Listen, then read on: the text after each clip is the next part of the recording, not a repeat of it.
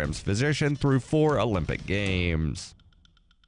This has been FPP Radio News. Online at fppradio.com. Officials for the Centers for Disease Contraction and Preservation held a press conference urging all Americans to suck on as many doorknobs as possible. This flu season, the Center for Disease Contraction is recommending that all Americans, regardless of age or health condition, find a doorknob in a high-traffic area, wrap their mouths around it, and vigorously lick and suck it until they contract an illness. We recommend sucking doorknobs covered in a visible film of human hand grease. But the fact is, sucking on any doorknob can increase the likelihood of exposing yourself and your family to deadly pathogens by as much as 450%. An instructional video released on the CDC's website showcases the proper method for sucking doorknobs while also providing tips for projecting all sneezes and coughs outward, sharing used Kleenexes and toilet paper with as many people as possible, eating 3 meals a day from local garbage cans, and dozens of other easy bacteria-spreading activities. This is the Onion News Network. The Call to Freedom is an opinion show. It's meant for informational purposes only. It is not licensed financial advice. It is very important to do your own analysis before making any investment based on your own personal circumstances. You should take independent financial advice from a professional in connection with or independently research and verify any information that you hear from the Call of Freedom and wish to rely upon, whether for the purpose of making an investment decision or otherwise. I mean, come on, guys. Duh. It's a cryptocurrency investment and a political talk radio. Of course, it's opinions. Computers are online. I'm gonna start loading software. 5, 4, 3, 2, 1. Welcome to the Call to Freedom. Broadcasting live from Vertcoin Studios on LRN FM. You're listening to Will. You will listen to every damn word I have to say! And Aria. Be afraid. Be very afraid. Stay tuned for political talk and everything crypto. That's right. Broadcasting internationally on our BitPlus Network satellite. This is The Call to Freedom. All right, let's boot it up. That's right. Welcome into the Call to Freedom here on LRN.FM. It is a Wednesday broadcast today, coming live from the Vertcoin studio here in Keene, New Hampshire. We are joined in studio today, over there setting up right now, by Mr. Mike Laurie from Galactic Systems. What's up? Howdy. What's up, Mike? Oh, man, I am so busy these days. Just rushed on in from New York. Welcome to life. Yeah. Hey. For a nerd who spends most of his time on the computer, I'm running around doing a lot of crazy stuff right these days. So. Right. And also, as always, joining us live via remote from Mississippi, our own Queen of Crypto herself, Miss Aria Demezio. How are you doing today, Aria? Much better now that it's warmed up. Right. So we have, man, I can't wait till we get to Crypto Hour. It's not a very good idea to not follow through with what you say you're going to do. What happened now? Well, we'll get to that when we get to Crypto Hour, but first thing we're going to do is we're going to cover this story is just coming across the wire. No one here is prepared for it, including myself, because it literally, it's happening now. Like, it is right now happening. We'll try not to make any particularly morbid and inappropriate jokes, but I make no guarantees. Train carrying Republican members of Congress has gotten into an accident in West Virginia. Now, security and doctors on board are helping treat injuries. Eyewitness News reporter Sandra Bookman is live in the newsroom with the very latest. Sandra. Yeah, guys, this story is just breaking. What we can tell you now is this collision happened just a few minutes ago, as you said, in West Virginia. We are told that there are minor injuries. That train was carrying Republican members of Congress. They were on the way to a retreat when it was struck, or it struck a truck, rather. This happened, we're told, in a small town of Greenbrier, West Virginia. That is... All right, now, I think this is literally a metaphor for America right now. A train wreck? These are well, no. It's even better though. These are Republicans traveling through rural America on their way to a retreat with Trump, and they have an accident with a garbage truck. Who was driving the garbage truck? A regular old American. Really? So it wasn't an enemy of the people, huh? The only person who is killed is regular, normal, cornbread American, blue collar working garbage truck driver. That's a sanitation engineer, sir. Whatever it is, it's like a metaphor for America today. Republicans on their way to kiss Trump's ring have a train wreck into literally a working man as he's trying to work. That sort of irony could happen to either party, but we just happened to catch them today. Yeah, I just happened to catch them today. But let's see what else is going on. Close to the border with Virginia. Now, Representative Greg Walden of Oregon was on that train. In fact, he tweeted out this photo. He tweeted in the tweet, he said, quote, "We're fine, but our train hit a garbage truck." Again, is that not just a metaphor for the American political experience right there? We're all fine, but we've totally hit a garbage truck. So what does the garbage truck represent? Yeah, well, the garbage truck represents us. You think? The working Americans. I don't know. I think you might represent the Republicans hitting the wall of Democrats obstructing everything in Congress. Well, what are they really obstructing, though? I mean, tons of appointments for all kinds of things. Appointments. Who cares? Like, I want to see, there's a bill that is making sure that first responders on 9/11 actually get medical care. Tell me when they're holding something like that up. Oh, of course. Oh, there's all kinds of things that the Democrats have been holding up. They were able to successfully held up the Republicans from passing the reform of overturning Obamacare, for instance. So there's been a lot of the Republicans. The Republicans did that themselves. True. Well, they had yes. plenty of opportunities. Yes, to do it. but there wasn't a single Democrat who crossed the lane. Well, of course, there's not going to be a single Democrat who crosses the lane on socialized medicine.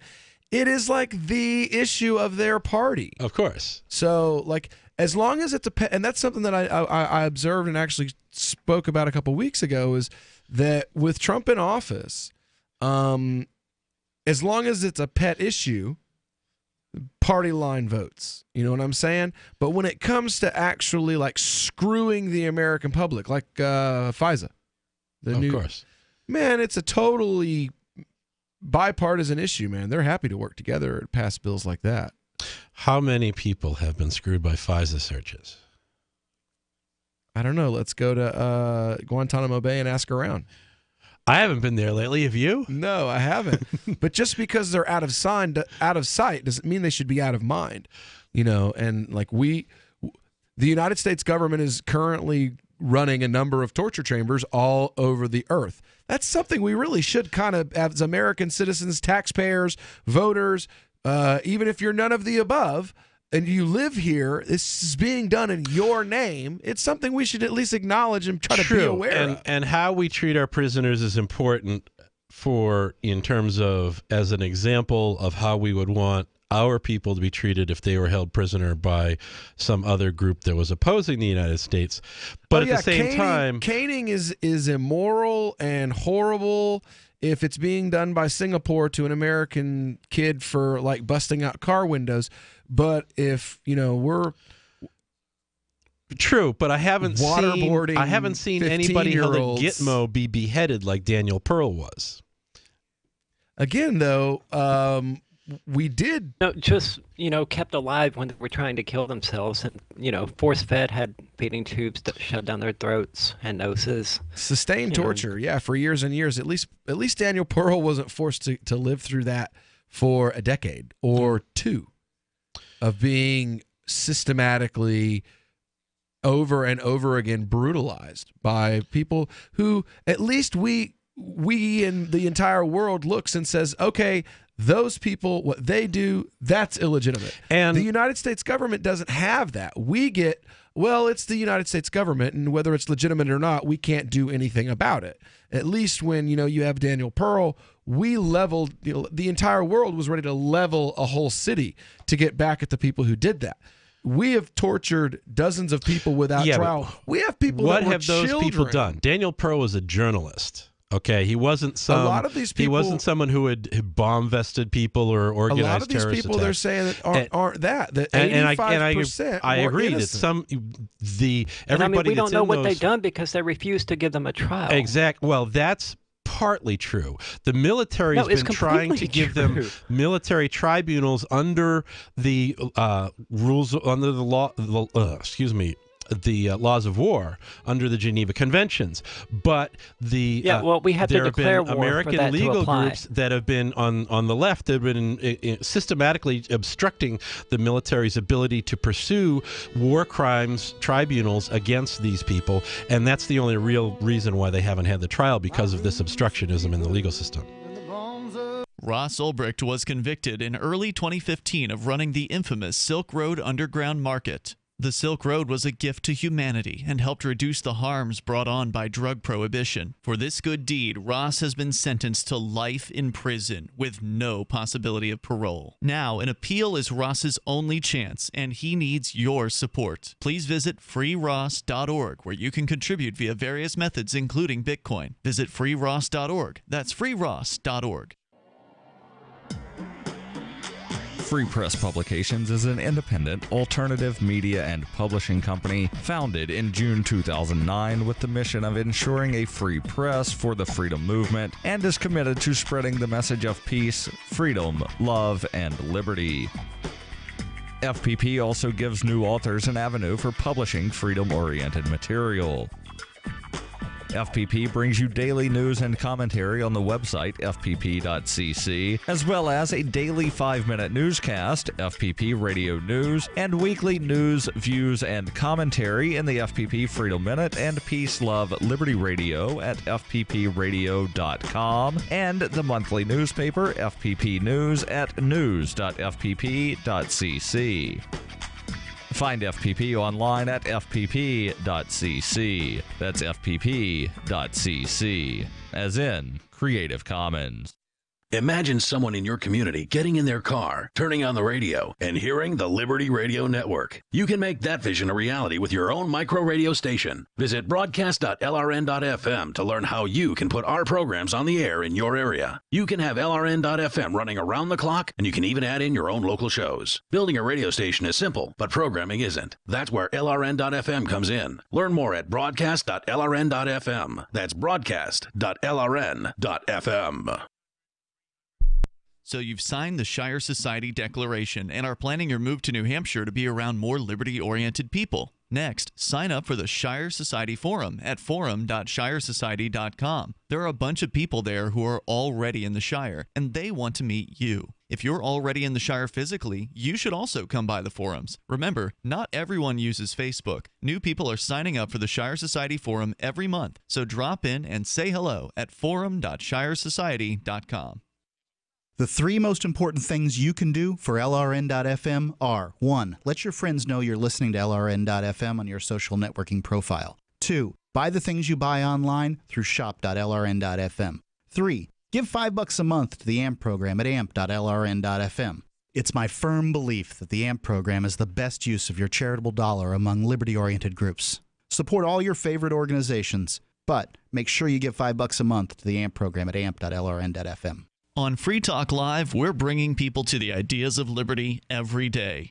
From wrestling superstars like Glenn Jacobs. You guys really are having an impact, I believe. Like I said, a lot of where I am now is due to listening to Free Talk Live. You changed my mind on some very important issues years ago. To random people tuning in on the radio. I was kind of stuck in the left-right paradigm. I heard your show by chance on a Saturday night. From there, I went on, joined the Free State Project, and become an amplifier. So, I mean, that's really the reason why I amp is because I know that if it wasn't for you guys being on as many stations as you are, I never would have found the ideas of liberty. Your AMP will directly change more lives by getting Free Talk Live in front of people looking for talk radio online and on the air. When you AMP Free Talk Live, you get perks like access to the AMP-only Facebook group and AMP podcast. Visit amp.freetalklive.com. You can sign up to receive the latest about the Liberty Radio Network via our email updates at updates.lrn.fm. That's updates.lrn.fm. You are listening to the Call to Freedom live on LRN.FM. تستمعون إلى نداء للحرية مباشرة على LRN.FM.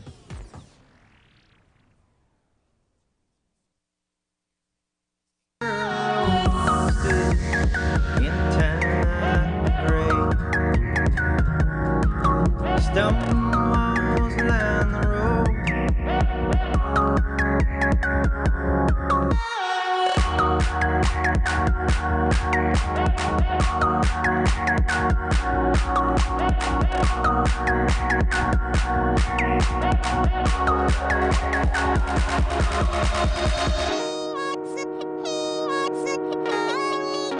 All right, welcome back here to the Call to Freedom on LRN.FM. Broadcasting live here from the Vertcoin studio in beautiful Keene, New Hampshire. If you are hearing us overseas, you are listening live on our Bit Plus network, free-to-air satellite.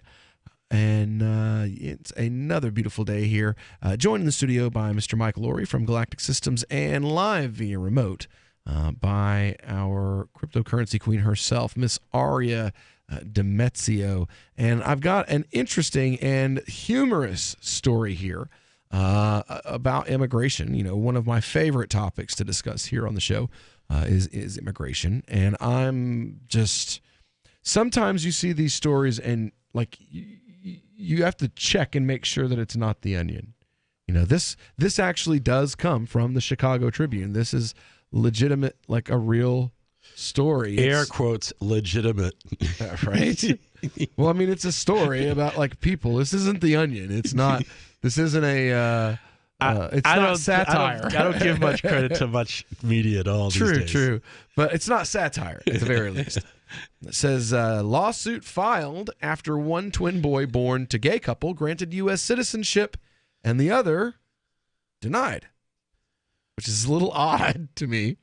Let's see what the context of this is. It says Ethan and Aiden Devash Banks are toddler twins who share almost everything. The same toys, the same nursery, the same clothes, and the same parents. Everything but a toothbrush and U.S. citizenship. To remedy what their parents, a gay married couple, view as an injustice, Ethan Devash Banks became a plaintiff at the tender age of 16 months old in a federal lawsuit against the U.S. State Department that seeks the same rights his brother has as an American citizen. What we're trying to do is pursue justice for Ethan, said Elash Devash Banks. I think he's Turkish. His biological father, and correct a wrong that the State Department is continuing to pursue that might affect other couples. The lawsuit was one of two filed Monday by the LGBTQ immigrant rights group that said the State Department is discriminating against same-sex binational couples by denying their children's citizenship at birth. The case filed in Los Angeles and Washington by Immigration Equality said the children of a U.S. citizen who marries abroad are entitled to U.S. citizenship at birth, no matter where they are born, and even if their parents are the other parent is a foreigner. The State Department said it doesn't comment on pending litigation, but pointed out the guidance on its website that says that there must be a biological connection to a U.S. citizen to become a citizen at birth. Well, don't they both have the same biological connection, or was there some kind of weird genetic experiment going on between? Well, I guess what they're saying is that he's Israeli, not Turkish. So this Israeli guy, I guess the mother lives in Israel. Okay. And he's an American citizen. She's an Israeli citizen. Okay. But they're not married. Right. So the child's not legally his in America, according to many, many states. I mean, what gets me about this is that there's an LGBT immigration rights group. Right. I love this. Yeah. Yes. I mean, some part of that isn't necessary, right? Niche SJW groups are innumerable. I'm trying to wrap my head around this whole situation here. It says, let's see here. State Department. Yeah. If a mother and a father walk into a consulate and have a marriage certificate and a birth certificate, they're never asked any question about the biology of their child, says Aaron Morris, the director of Immigration Equality. But the converse is also true, and every same-sex couple will be asked that. I'm still confused about how one... He's not married to her. She had the baby. Yeah. I get that. As the lesbian in the room, one I of the have to twins say, got citizenship, and the other did not. That's the real... Apart from that weird anomaly. That's the real... Yeah. One of them two guys and two girls can't have a kid. Yeah, but so how did one of the parents is not an American? But they're twins. They're not biological twins. They're not twins at all, I don't believe. I thought that's what you said. I was under the impression they were twins as well. Yeah, that's what they you said. are. It says twins. Yeah, well, you're right. You know, it's not like she's one going to twin given citizenship, one's not. It's not like she's going to give birth to one child, fly to Israel, and then, I got a second one on the way, and pop that out over there. So, that is what makes this very weird. The consular official told him that she had... That is what makes this weird. That is awesome. Yeah. There's another case. Another case filed Monday involves two women, one from the U.S. and one from Italy, who met in New York, wed in London, and each gave birth to a son. The State Department didn't recognize the couple's marriage, the lawsuit said, and only granted citizenship to the boy whose biological mother was born and raised in the U.S. Okay, well, that sounds a lot more plausible, assuming that you're going to ignore the Supreme Court rulings on... Which this administration's immigration is totally going to do. Yeah. Let's see here. Citizenship frequently arises as an issue with births overseas, even for heterosexual U.S. citizens, particularly with the use of artificial insemination and surrogates. The Supreme Court's rejection in 2013 of the Defense of Marriage Act, which had barred the federal government from recognizing same-sex marriages, opened the door to potentially groundbreaking challenges now being brought. This is an absolutely fascinating, cutting-edge area of law that stems from DOMA being overturned. It was just a matter of time for this issue to be before this issue would be decided by the courts. I'm also curious why these groups aren't pursuing it at the state level, because under the 14th Amendment, we have dual citizenship. Every person born here is both a citizen of the United States and of the state in which they're born or reside. And so, therefore, each of these children should be able to file a case in the state court claiming state citizenship under the 14th Amendment, and thereby use that as the entry to then claim national citizenship. All right. Well, there's a little more context here that we're going to get into. It talks about basically how this whole marriage thing and the children themselves came about, and somebody in school and all that kind of stuff. If you want to get involved in this talk about immigration, give us a call, 603-283-6160. We'll be right back here on The Call to Freedom on LRN.FM. Before I felt the heavy hand of time. The Free State Project has reached its goal of 20,000 liberty lovers who've pledged to move to New Hampshire and get active to achieve liberty in our lifetime. Perhaps you're trying to figure out what part of New Hampshire should be your destination. If so, consider Keene. You'll find more than 150 reasons to move to Keene at move.freekeene.com. Keene is famous for its historic, publicity-generating activism, as well as being the liberty media capital of the world. It's home to freekeene.com, New Hampshire's destination for liberty activism, news, and opinion. For years, we've been compiling over 150 reasons to move to Keene at move.freekeene.com, where you'll learn about some of what's happening here and what makes Keene a great place to live. If you love liberty, you'll probably enjoy anywhere you end up in the Shire. But do your due diligence first. Please visit move.freekeene.com for the full list of over 150 reasons to move to Keene. That's move.freekeene.com. The new 4th edition of Healing Our World, The Compassion of Libertarianism, will take your understanding of liberty to a deeper level and has over 1,300 updated references, new cartoons, and a foreword by Dr. Ron Paul. With discounts for multiple book purchases, the 4th edition of Healing Our World is a great gift for the liberals, pragmatists, environmentalists, and Christians in your life who think libertarianism is cold-hearted. Get yours today at healing.freetalklive.com and use promo code FTL for a $5 discount. This is Michael Dean from the Freedom Fiends. I've run websites since 1996 and have used over a dozen web hosts in that time. AgristHosting.com is the only one that hasn't broken my heart. Agrist Hosting's uptime and service is stellar, and their DDoS mitigation is the best I've seen. That's important because if you tell the truth in this world, you'll ruffle feathers. And some people will try dirty tricks to silence your voice. No matter what the haters hit us with, Agrist Hosting keeps our websites online. If you have a mission-critical commercial presence or a world-changing activism site, you cannot tolerate any skullduggery. So go with agristhosting.com. Have a WordPress or blog site, but you're not satisfied with performance or uptime? Or just want raw hosting? Want to pay with Bitcoin? Agrist Hosting specializes in high-performance hosting with personalized service. Go to agristhosting.com and click on the button that says Get Hosted. That's agristhosting.com. Did you know we've taken our LRN.FM telephone listen line to a new level with the LRN.FM audio on demand line? Now you can call 712-770-8447 anytime and listen to LRN.FM's live feed. And you can listen to a bunch of our original shows on demand. Long distance fees may apply. Just dial 712-770-8447 and choose from the menu. 712-770-8447. Is spreading the message of liberty, cryptocurrency, and peace around the globe worth $2 per month to you?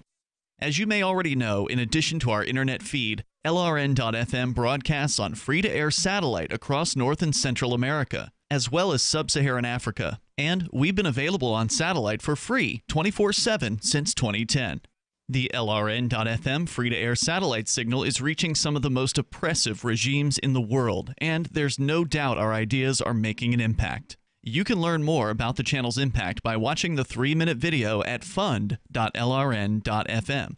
If you'd like to help free minds globally with our ideas of liberty, cryptocurrency, and peace, you can donate as little as $2 per month via fund.lrn.fm. You can help us continue and expand our satellite broadcast to multiple continents. Visit fund.lrn.fm today, and thank you for your help. Don't forget to share the link on social media. That's fund.lrn.fm.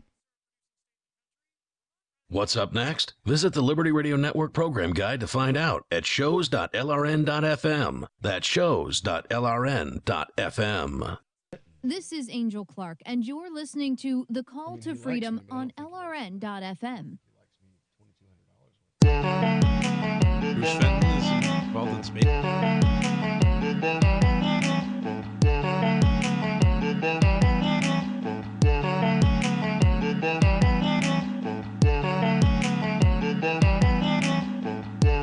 All right, welcome back into the Call to Freedom on LRN.FM. We're talking about this, one of my favorite subjects, and that's immigration. My wife herself is an immigrant. My children are the children of, mixed immigrant and American citizen parents. I spent in excess of $8,000 in 8 years of my life with the government's microscope up my ass, basically, asking for pictures, asking for interviews, At one point, I said, we have 3 children together and we've been married for 6 years. Is this not enough for you? And they were like, no. No, we need this and this and this, and even though you're broke, we need you to buy another insurance policy and make your wife the beneficiary, because otherwise we don't believe that your marriage is valid, even though like 70% of couples in the United States do not have those policies. What kind of insurance policy? A marriage insurance? Life. Oh, life insurance policy. I had to buy a life insurance policy and make her the beneficiary of it in order to file the paperwork. Wow. Yeah, I had to prove that was a way we. That's the way to prove you love him, huh? Get the insurance. That the marriage was valid, was insurance. I had to have an insurance policy where she was the beneficiary. Well, it's all about the old M word. Power, money. They did, man. They raked us over the coals. They literally, and it's extortion of the worst kind.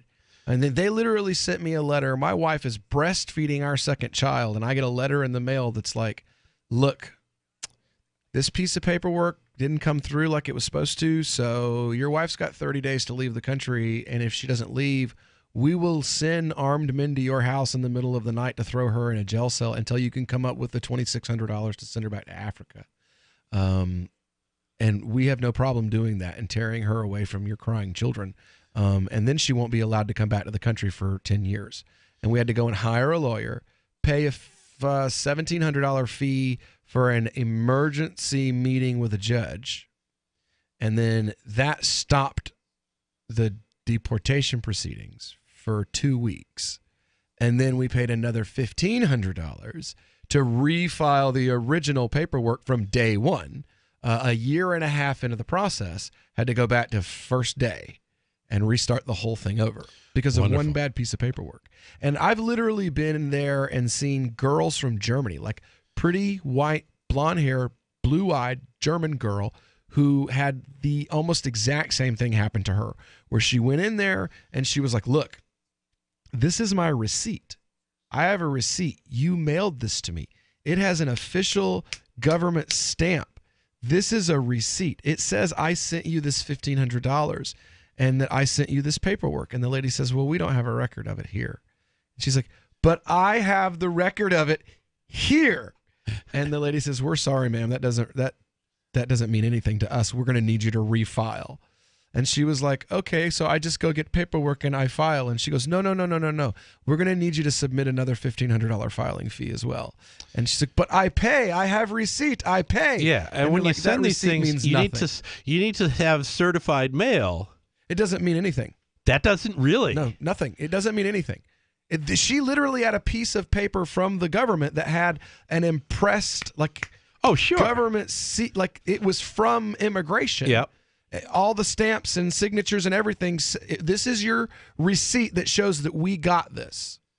But it says right on the paperwork that it doesn't mean anything. That it doesn't mean anything. That paper won't prevent a deportation proceeding. And in all your what's the point of the paper then? To let you know that they got your money. But it still has no weight in court. It has no weight of any. You could wipe your butt with it and set it on fire. It wouldn't matter. I know for a fact. I mean, that's true of most things the government gives people. Yeah, it's a receipt. To be fair. Oh, I mean, that's just like it's a receipt. The stuff I went through in the last month with my driver's license. This girl was literally she was crying. Yeah. To the immigration officer. I can imagine. I mean, this is going to wreck someone's life. She doesn't have the money. Yeah. She doesn't have. I was crying as I walked up the hill because I didn't have the money. If it weren't for the fact that my wife's family is connected and knows fairly big people in Kenya, we would not you really be together. Can't trust the mail to do this stuff. You really got to go in person. It didn't have anything to do with the mail. So she had paid in person. No. She sent it in. Yeah. The government received it and sent her back a notice. Right. But she sent it in by mail or something. By scribble, with official scribble that they had received. Right, but this all went back and forth through the mail. Well, via a lawyer, so certified mail. Actually, yeah, you are supposed to send it certified mail. Okay. You have to. It's a part of like the whole process. You're required to send it that way. And then you get a piece of official government paperwork back that says your I-297 has been received. Your payment of X amount of dollars has been received. We are now processing that, and you will receive your next piece of paperwork within 6 months. And yeah, that piece of paper means absolutely nothing. If you get another paper in the mail in a month and it says, we didn't receive the paperwork, we didn't receive the money. And you go in and you go, well, no, that's a glitch in your system. I've got the paper here. It says you did. They go, that paper means nothing to us. Even with the official stamp and the signatures and all that stuff on embossed paper, it's official government document. Yeah. It means it's a bucket. It's worth a bucket of piss. Yeah. Yeah. But this is what we're dealing with. Did she bribe her congressman like you're supposed to? Bribe? Probably not. No. Yeah. I didn't either. That's why I spent almost 10 grand to do it the easiest, cheapest way. That's what I was told by our lawyer. Everyone knows you have to buy off a Congress critter to get anything done these days. Speaking of Congress critters, they actually had to write a law because the Congressman John Duncan in my state raised enough cane over it. There was an issue similar to this one. There was a Marine who was from Eastern Tennessee, from the district that I used to live in. Yeah. And he met a girl while he was stationed in Okinawa. They married, had a baby, and he went to, she got pregnant before they got married. You know where this is going, right? Oh, out of wedlock. I mean, no. No proof of consummation. They were married after she got pregnant, and then he was deployed 48 hours after they were married. That's why they got married. Right. Was so his kid would have the benefits. Child given citizenship when it was born. Yeah. Mother not. Mother deported with child back to Japan. Grandma from East Tennessee has a conniption. I bet Grandma is having a conniption over that. Son killed second day in Iraq or Afghanistan, wherever he was deployed to. Second day there, dead. Government says, we have no proof this marriage was consummated. This time of marriage is too short. They don't need any proof legally. Jeez. According to them, legally, oh really? They show us. See, that sort of argument goes back that's a military thing, though. No. Because of Vietnam. I'm a veteran. Okay, we did not have to submit photographs with our medical files or anywhere else of consummating any sort of relationships. Well, they were talking. It was based on time, the amount of time that there wasn't enough time for him to have consummated the relationship in their opinion. And within 48 hours, I think a soldier can consummate quite a few different things within 48 hours. Yeah, you must know a few sailors and a few Marines then. All right. Well, do you think this is ridiculous? Because I totally do. So we're going to get into the story that we were covering when we get right back. Cell 411 is a free app for Android and iOS that replaces government-controlled 911. Cell 411 allows you to preset a group of friends or private organizations to show up at any emergency. Cell 411 is a nightmare for the state because it proves their so-called services aren't needed. Cell 411 has had thousands of installs, and of course it's covered by the BIPCOT no government license. Cell 411 because your friends won't shoot you when you're in trouble. Without the government, who would build the emergency services? You and Cell 411. Get it today at getcell411.com. Catch the Call to Freedom at its new time, weekdays from 4 to 7 p.m. The Call to Freedom is the only live drive-home call-in show in the U.S. with a segment devoted to cryptocurrencies. Crypto Hour, brought to you by Helium.com, live from Vertcoin Studios in New Hampshire. Learn about what makes cryptocurrencies so great and why you should care about them. Updates on new coins and ICOs, and warnings of scams. Plus, hear from traders, whales, developers, and big names in the crypto world. You can also win crypto coins or tokens every episode. Just listen for the faucet sound and be the 5th caller to get free Dash, Litecoin, Vertcoin, Verge, or other cryptocurrencies. The Call to Freedom with Will and Aria, featuring Crypto Hour. Broadcast internationally through our BitPlus network satellite. Weekdays from 4 to 7 p.m. on LRN FM. Some of you asked, and now we've delivered. LRN.FM's live Keene, New Hampshire studio shows are now streamed in HD on Twitch. Visit our channel at twitch.lrn.fm and give it a follow. If you have Amazon Prime, you get 1 free subscription on Twitch. If you use it on our channel, Twitch will give LRN.FM a monthly piece of your Prime subscription cost. So please watch, follow, share, and subscribe to twitch.lrn.fm. That's twitch.lrn.fm. We've all heard about blockchain assets like Dogecoin, Ether, and Ripple. Bitcoin isn't the only player in the blockchain game any longer. And for those of us wondering how to get our hands on these digital assets, finally, there's a solution. Shapeshift.io allows you to buy and sell between your digital assets and Bitcoin instantly between your own digital wallets. I've used it with ease. Shapeshift.io. There's no account or email address needed. You send them the crypto you want to sell. They send back the crypto you want to buy. It's that easy. Shapeshift.io. Did you know you can listen to LRN.FM via our free-to-air satellite channels? We have channels over nearly all of North America and much of Africa. All you need is an affordable receiver and a dish as small as 30 inches. There are no monthly fees. Learn more at sat.lrn.fm. Plus, if you are a broadcaster or want to be one, this is a good delivery method for our content. See our coverage maps and get details at sat.lrn.fm. That's sat.lrn.fm. sat.lrn.fm. Hey, I'm LRN.FM Program Director Ian Freeman. If you're listening to our free-to-air satellite feed in North or Central America, heads up! We've been on the same channel on the Galaxy 19 satellite since 2010, but now our satellite provider is moving us to a new channel on a different transponder. The original channel will stay on the air until the end of February to give you time to transition without any loss of service, so don't delay. I've posted the new channel details at sat.lrn.fm, but in case you're listening with no internet access, if you do a blind scan on your receiver, you should see the new channel at transponder 12, 11,936 megahertz, horizontal polarization, symbol rate 20,000, FEC 3/4. All that information is at sat.lrn.fm, as well as a link to our Patreon where you can support our channels for just $2 a month. Visit sat.lrn.fm for more information about our international satellite channels, and thanks for listening to LRN.FM. If you enjoy LRN.FM, please contribute to your favorite shows via their websites and become an amplifier at amp.lrn.fm. That's amp.lrn.fm. You're listening to The Call to Freedom on LRN.FM. تستمتعون إلى برنامج نداء للحرية مباشرة على LRN.FM.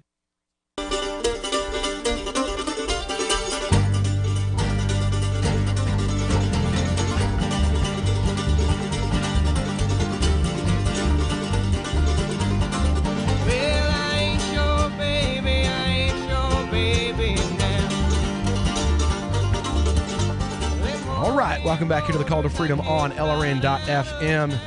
Another beautiful, beautiful Wednesday. Coming up on our Crypto Hour with our coin of the week this week. We'll definitely update you on what's going on with that right there. But we've been talking here about this story. Me and Mike Laurie from Galactic Systems, and of course our queen of crypto herself, Aria Demezio from CryptoCurrencyCheck.org. We've been talking about immigration, brought on by this story out of Chicago, it looks like.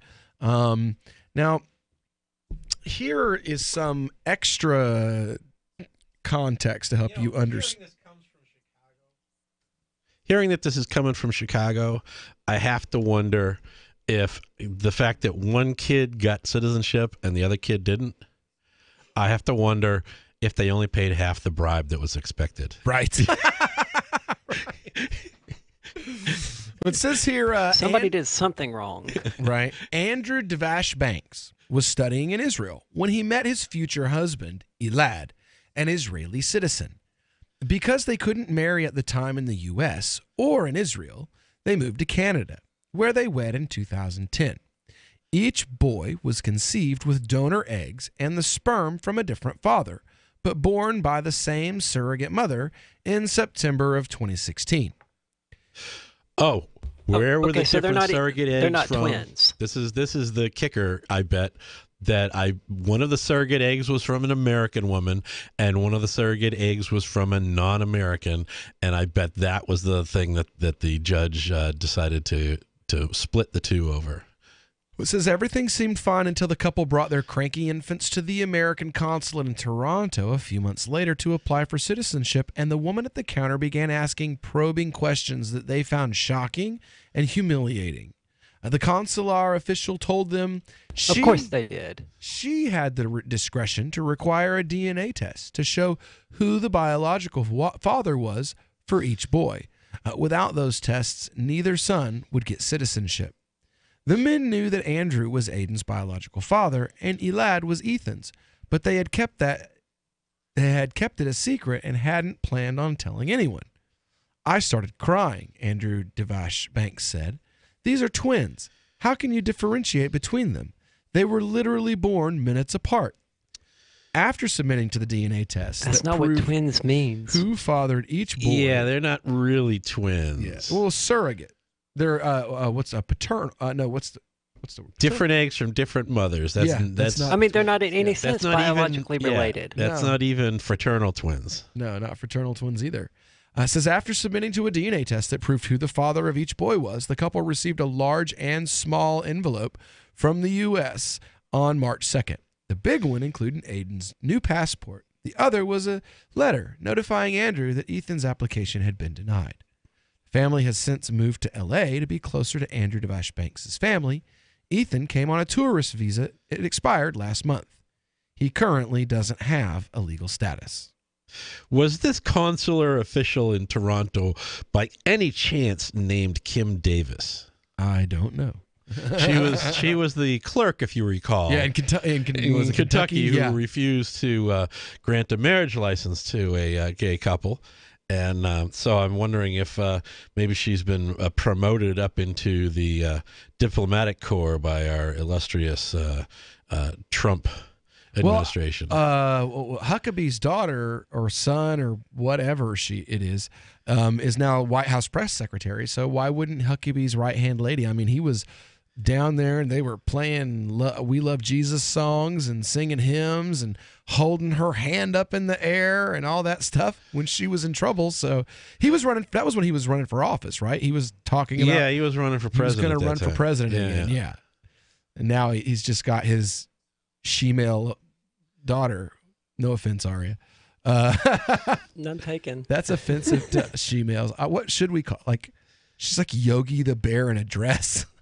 Kim Davis? No, the White House press secretary. Oh, what's wrong with her? Huckabee's. She's not an unattractive woman. She's a little, full-figured, but she's not. No. Have you ever seen any of the still frames? She looks like.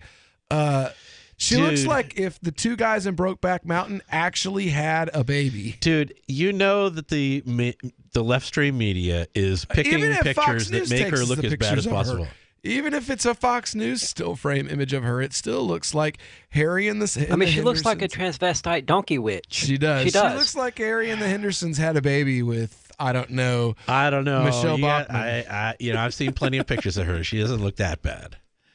She look like a man. Every time I see her on TV, I hear like Aerosmith in my head. Well, she's definitely got a accent that you can cut wood with. Well, I grew up where accents where you can cut wood with come from. That doesn't bother me a bit. She's a speaking of cutting wood, hatchet face. There you go. She's a hatchet face. Speaking of cutting wood, that could be construed as a racial term. Really? Could be. How? I don't know. By who? Native Americans. I don't know. That'd be a tomahawk face. Oh. I knew we'd draw something offensive out of somebody before the show was over. Oh. It wasn't she looks like a she-male that did it. Yeah, It was yeah. Tomahawks. Well, yeah, this is a right-wing audience. Nobody cares about saying Well, no, I guess they really do because they love her. They're like, oh, she's Well, because she doesn't take any crap from the media, you know. She just spins whatever Trump's yarn is. Sure, she's great at spinning. That's her job. Okay, you could. The last guy sucked at spinning. That's why he doesn't have a job anymore. If you can't spin, you shouldn't be in that job. So that's her job qualification. Well, they had to do the same thing with Obama. That first guy, the red-haired guy with the glasses, like that wasn't. Oh yeah, he was. Yeah, that wasn't working at all. But she does. I would say an above and beyond the call of duty level of putting the press in its place. Oh yeah, she's got the I'm a ball breaker with my husband's balls in this little purse that I'm carrying around on my hip thing. She's got that going on down pat. That's like the new act, I guess. It used to be in conservative circles, like a quiet, submissive woman was what was. Oh no, was the Republicans love having strong, assertive conservative women. As long as they're conservative women. As long as they're conservative like ball breakers. Nikki Haley, talk about conservative ball breaker in the UN, giving crap to the entire UN. But they hate the Hildebeest in a pantsuit because she's a ball breaker. Well, she's more of a shrieker, and she's a rape apologist and a rape protector and defender. And I'm sorry, with Roy Moore out there now, the Republicans can no longer trot out rape apologist. Roy never made it to office, defender, but yeah. Well, yeah, but I mean, they literally circled the wagons around the guy. Yeah.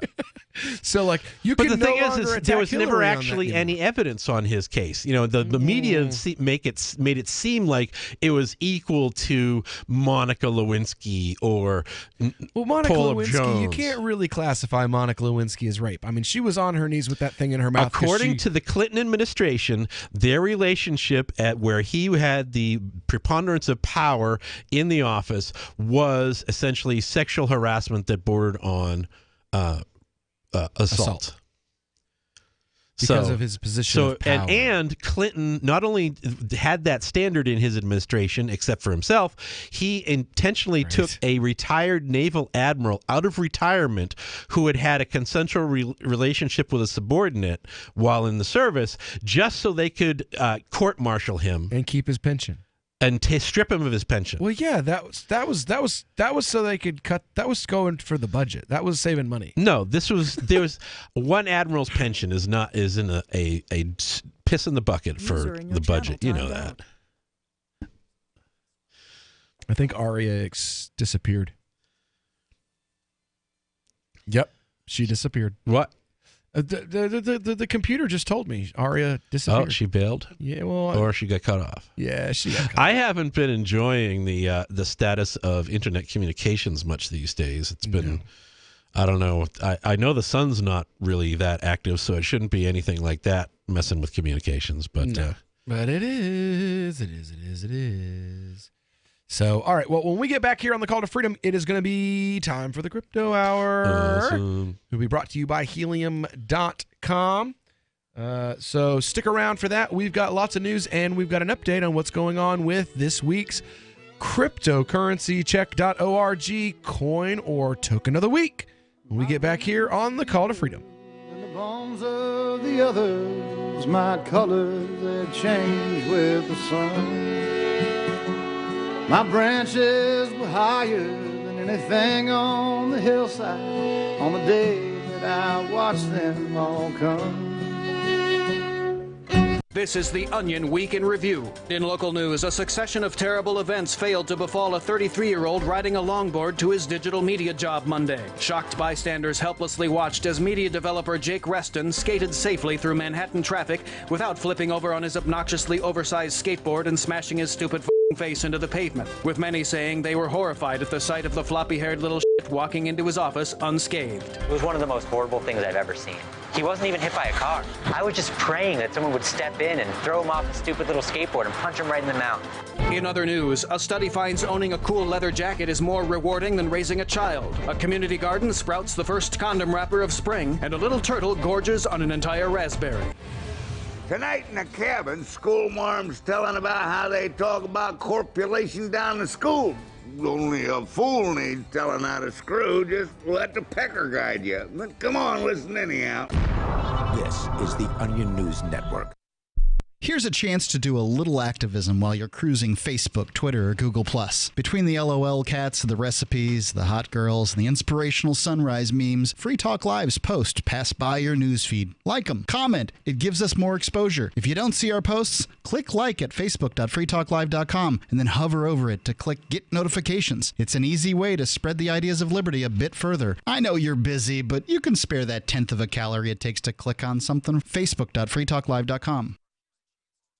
When you hear the word lobbyist, you probably think about greedy corporations, but not all lobbyists are the same. Some are fighting for the freedoms you hold dear. Liberty Lobby LLC is doing just that in New Hampshire, working hard to represent you, not some special interest group. You can help by going to libertylobby.info, where your contribution will give us the tools we need to ensure that your voice is heard. Visit libertylobby.info today to find out more. More of the Call to Freedom is coming up next, live after the news on the Liberty Radio Network at LRN.FM. From Keene in the Shire, the Liberty Media capital of the world, this is Daryl W. Perry, host of FPP Radio News for Wednesday, January 31st, 2018. Silver is trading at $17.22 per ounce. Gold is valued at $1,342 per ounce. Zencash is trading at $46, and the average price of Bitcoin is $10,282.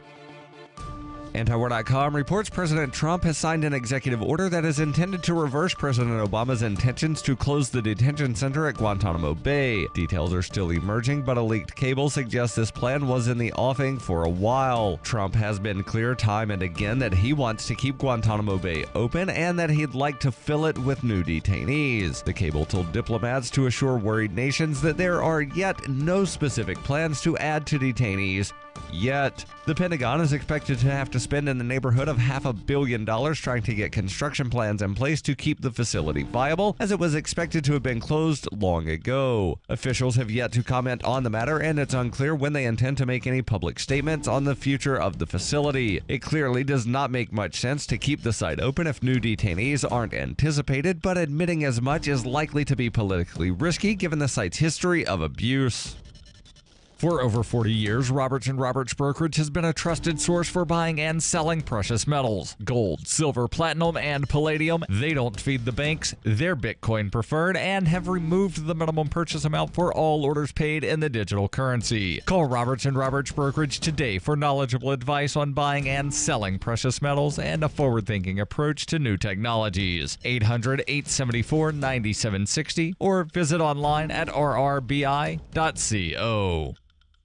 UPI reports the Hawaii Emergency Management Agency official who issued a false missile alert earlier this month has been fired, and 3 others were either suspended or resigned. Officials said the employee who issued the alert was fired on Friday. Another Hawaii EMA deputy resigned after January 13th, and a 3rd employee is suspended without pay, and Hawaii EMA Administrator Vern Miyagi resigned Tuesday morning. The false alert resulted from a miscommunication between state supervisors announcing a drill and the employee who issued the alert, according to the Federal Communications Commission. The employee who sent the false alert wasn't aware it was a drill, according to statements issued on Tuesday, which gives a breakdown of what the FCC believes went wrong. The report found the employee has been counseled for confusing drills for real events at least twice before, once for a fire and once for a tsunami. The person responsible for sending the false ballistic missile alert refused to talk to the FCC, but the Hawaii Emergency Management Agency provided information last week from a written statement made by the individual shortly after the incident. Hawaii's alert origination software did not distinguish between the testing environment and the live alert production environment. The FCC statement was critical of the Hawaii EMA's handling of the correction and said sending new information on social media rather than via the same alerting system it used to send the false alert was not the best practice. Zencash is the world's first private, distributed, and reliable platform for communications, transactions, and publishing. Zencash has the ability to use both transparent and shielded transactions, with shielded transactions using zero-knowledge proofs. Zencash features global governance with inclusive decision-making, reliable funding for continuous improvements, and documentation and wallets in many languages that are available for Linux, Mac, Windows, and Android devices. Learn more at zensystem.io. That's zensystem.io.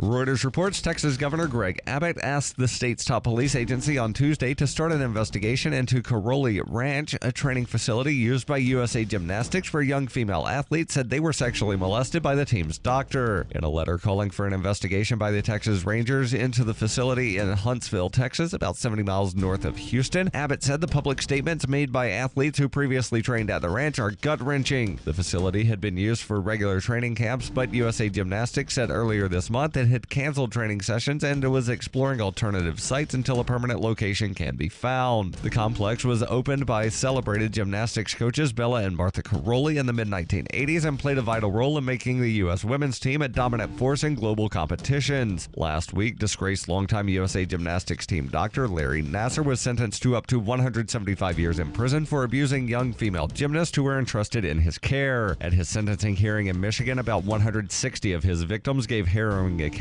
of the abuse they suffered at the hands of Nassar, who served as the program's physician through 4 Olympic Games.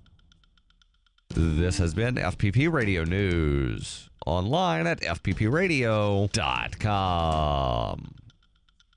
It's being called the must-have tech gadget of the year. The Samsung Apex, which hits shelves today, streams video into your left eye, internet into your right eye, and sucks your dick all at the same time. Samsung spokesman Neil Werner is projecting the biggest sales in his company's history. Are you kidding me? This thing does everything, plus it sucks your dick, all right? And I know what you're thinking. And yes, ladies, there is a version for you that eats you out. Hanging up Apple, we beat you to the punch on this one. Samsung's got you by the balls. In spite of the almost $1,000 price tag, customers are raving about the device. For my career, I do need the internet and TV, and my dick sucked all the time. I already have a TV and a girlfriend and a laptop, but to have all those in one device would be really nice. Even a run of bad press about unsafe working conditions in the Apex factory in India have not dampened sales projections. Yeah.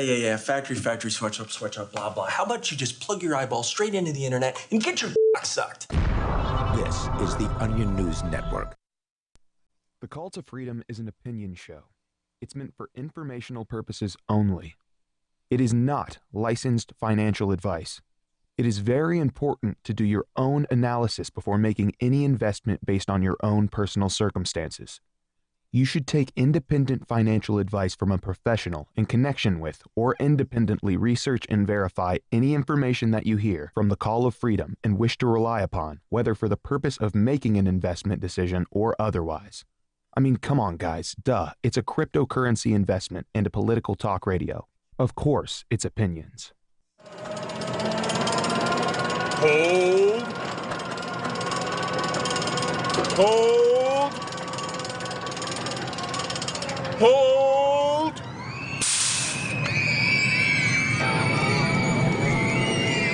You better hold on for dear life, because it's time for the Crypto Hour, brought to you by Helium.com on the Call to Freedom.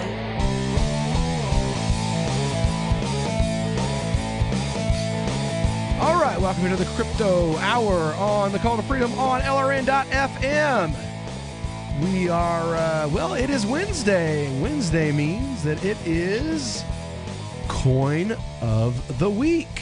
CryptocurrencyCheck.org's Coin of the Week. Are you new to the currency world? Well, there's plenty of tokens, coins, and exchanges out there, and they're all making really big promises. How do you know which ones you can trust?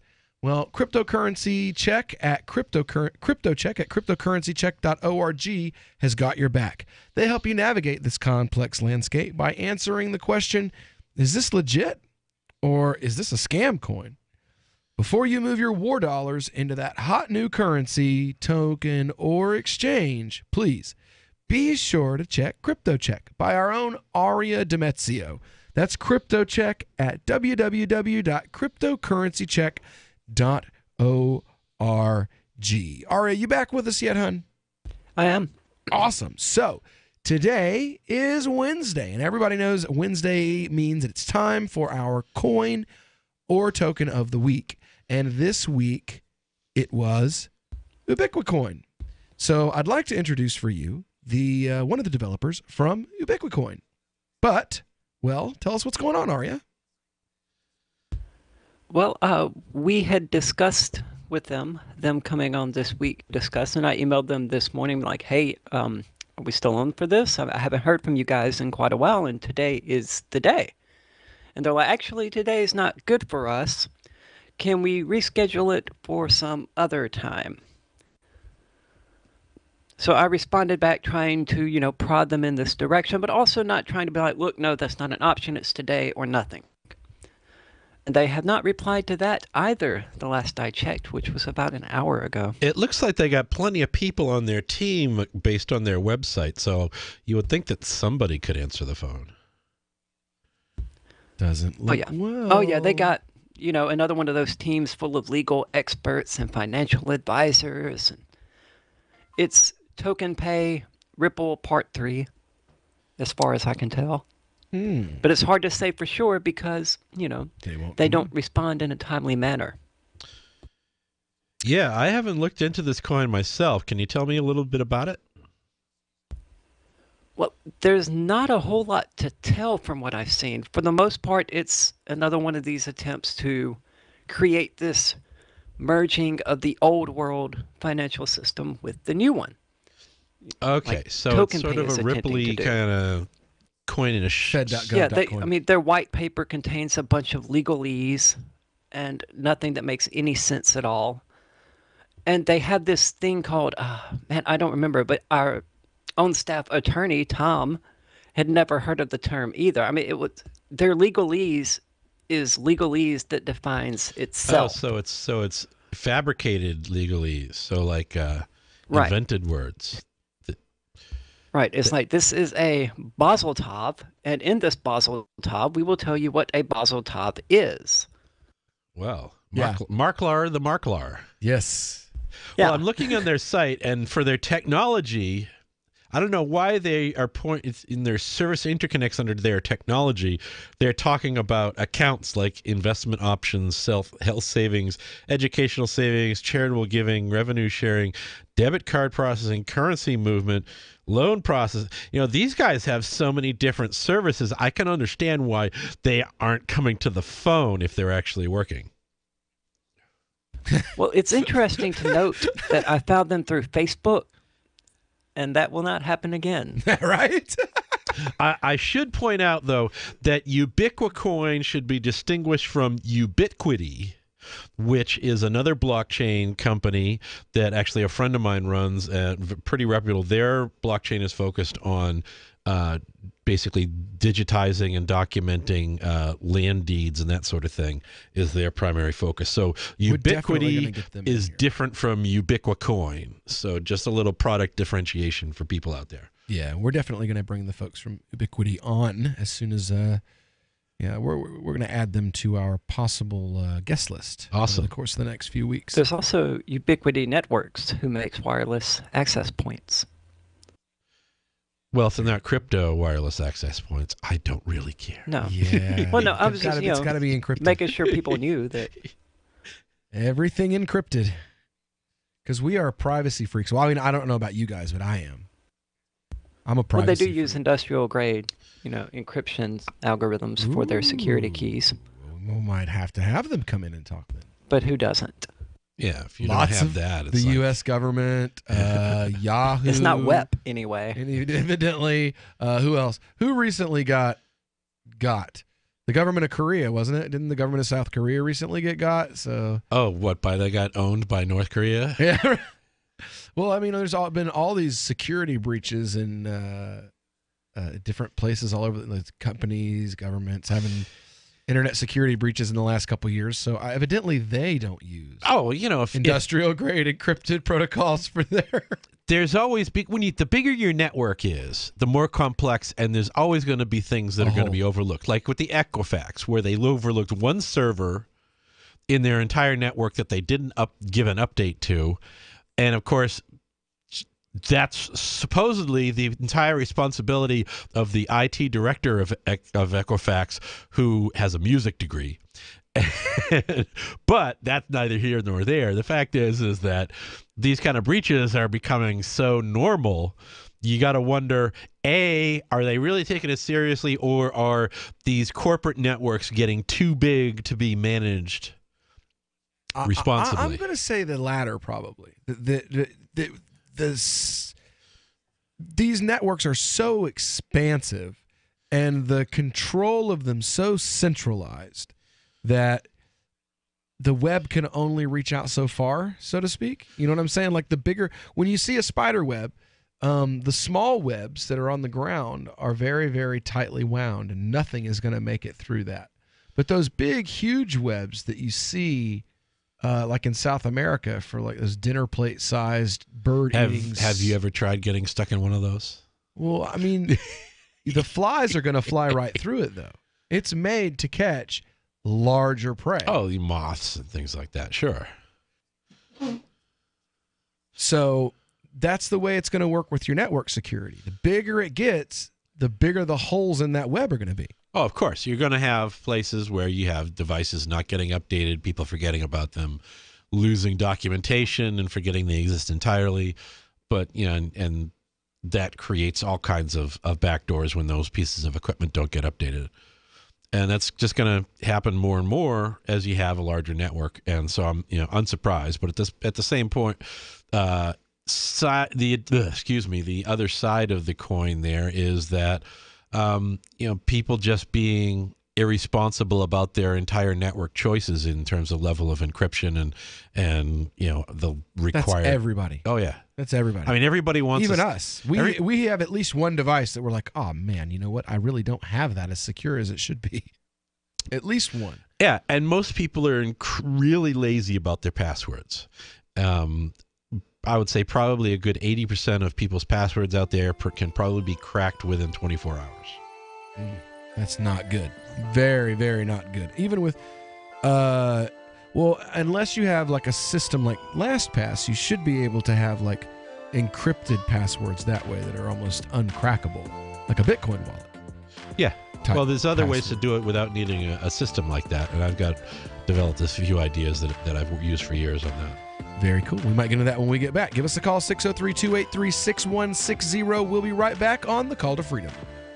Hi, this is Mark Edge of Free Talk Live. Michael W. Dean's book, User's Manual for the Human Experience, changed my life. In a culture that attempts to turn you into a compliant victim, this book gives you implementable steps on everything from how to be aware of your environment, walking down the street, to business, to how to handle a toxic person in your life. If you're a human, you need to read this book at least once. Go to Amazon and get the Kindle version, or paperback, or an audiobook of A User's Manual for the Human Experience.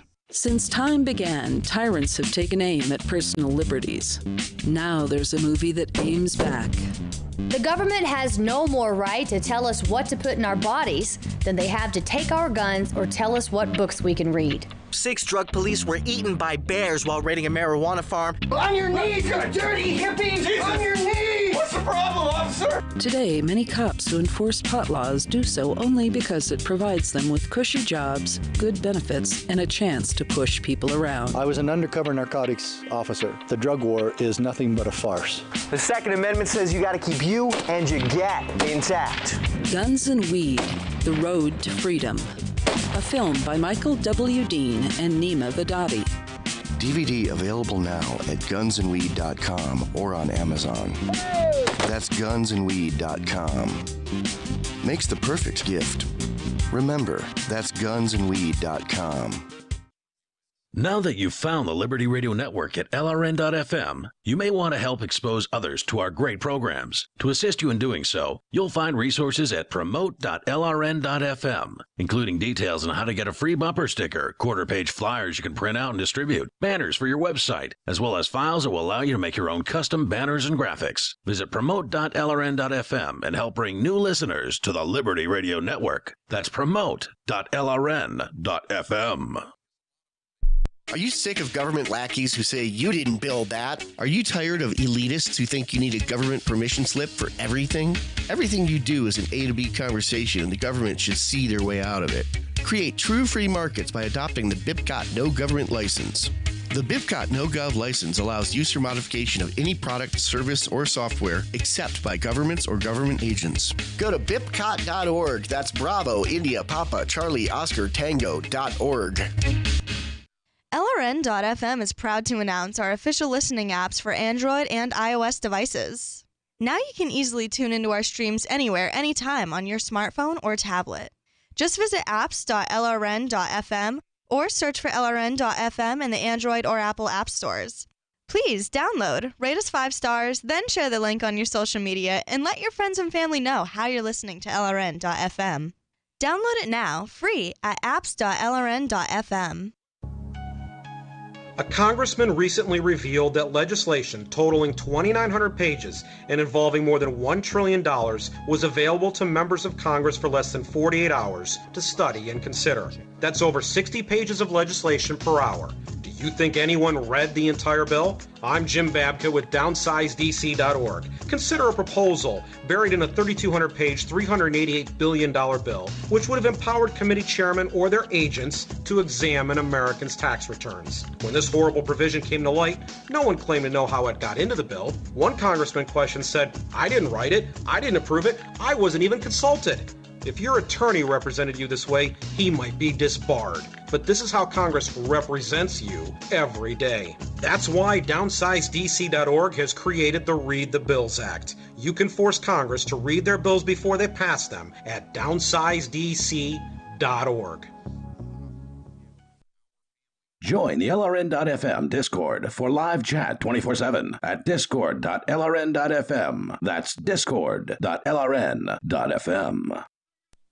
You are listening to the Crypto Hour, brought to you by Helium.com, on the call to freedom on LRN.FM. أنتم تستمعون إلى The Crypto Hour. يقدم إليكم برعاية Helium.com على برنامج نداء للحرية على LRN.FM.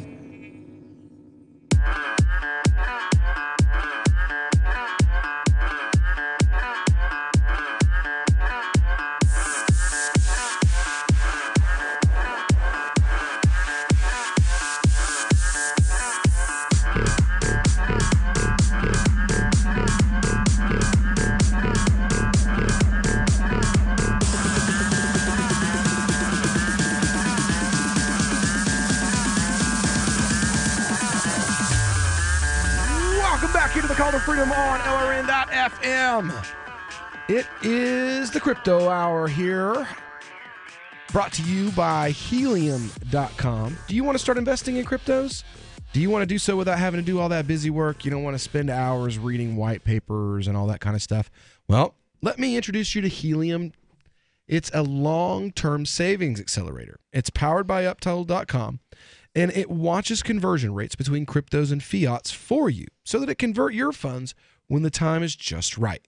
You add your funds to Helium through your digital wallet or with your bank card, and, well, you're all done. The rest, it's done by a bot, so it's completely automatic. Helium, it lets your money move you. Sign up today at helium.com/CTF.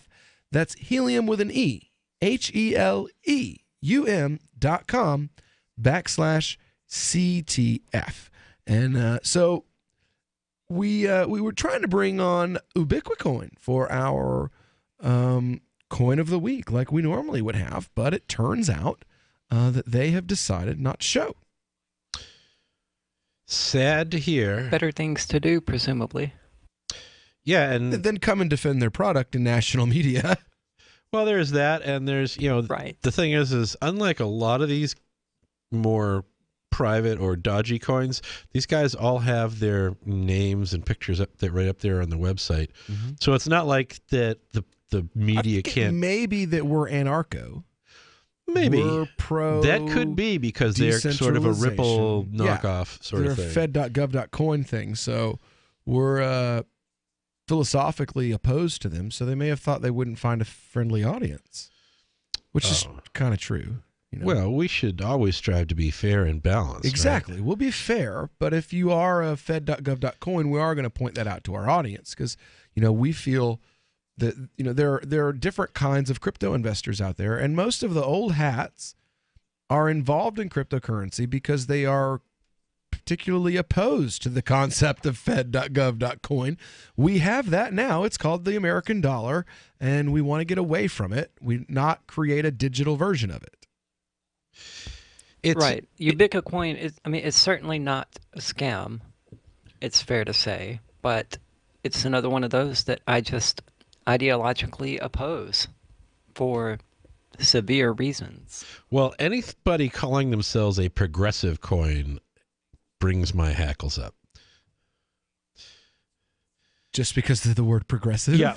I mean, because it's such a code word for Marxist leaning, so any sort of collective sort of thing. That's the new code word for, we're really a bunch of real serious collectivists here. Krugman coin. Krugman coin. Krugman coin.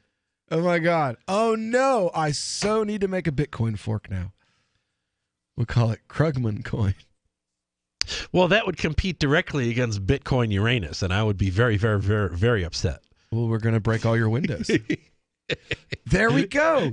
It'll be a coin that's value is connected directly to the value of a broken window.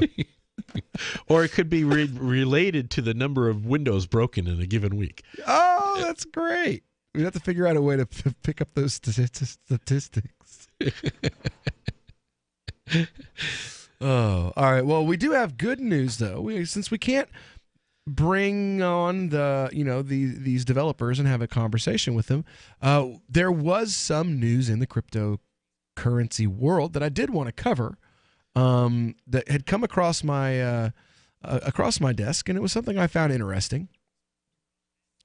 And they're trying to give you a phone app that will let you know where all of your crypto-friendly businesses are at. Cool. It's called CryptoFind. It's the first app to discover and list crypto-friendly venues. Will it work with like Google Navigator so you can navigate directly to those locations? Let's see. CryptoFind app by Graft Blockchain discovers nearby venues that accept cryptocurrency as payment. Basically, it's a self-spreading network, linking crypto-savvy buyers and merchants. For the very first time, all businesses that accept crypto will be listed and curated on one global map. While CryptoFind, that's not true. Why would it be curated? I mean, if you're going to do something that's crypto, why isn't this database a blockchain? I don't know.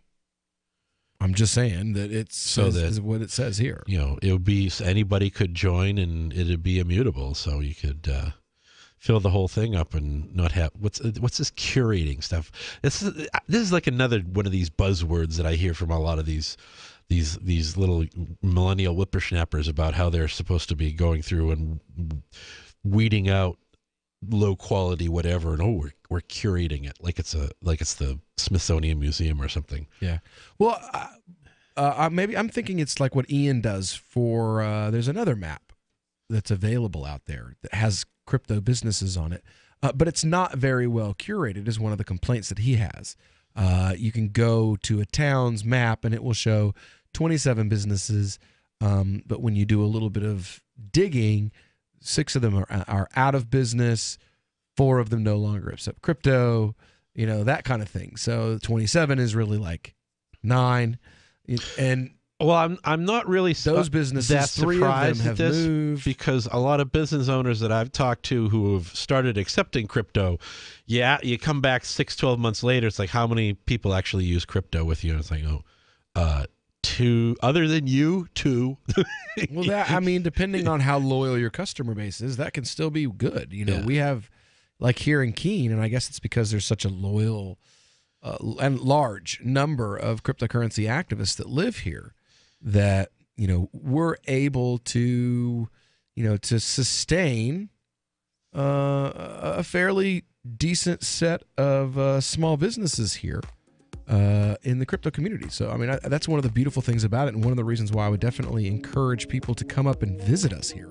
Are you interested in discussing this cryptocurrency app where you can list all the businesses in your area? I'm kind of curious, just like Mike is, about whether or not this is going to function like Waze, like a cryptocurrency version of Waze or something like that, where you actually can navigate. If you would use something like this, call in and tell us what you would like to see in this sort of app.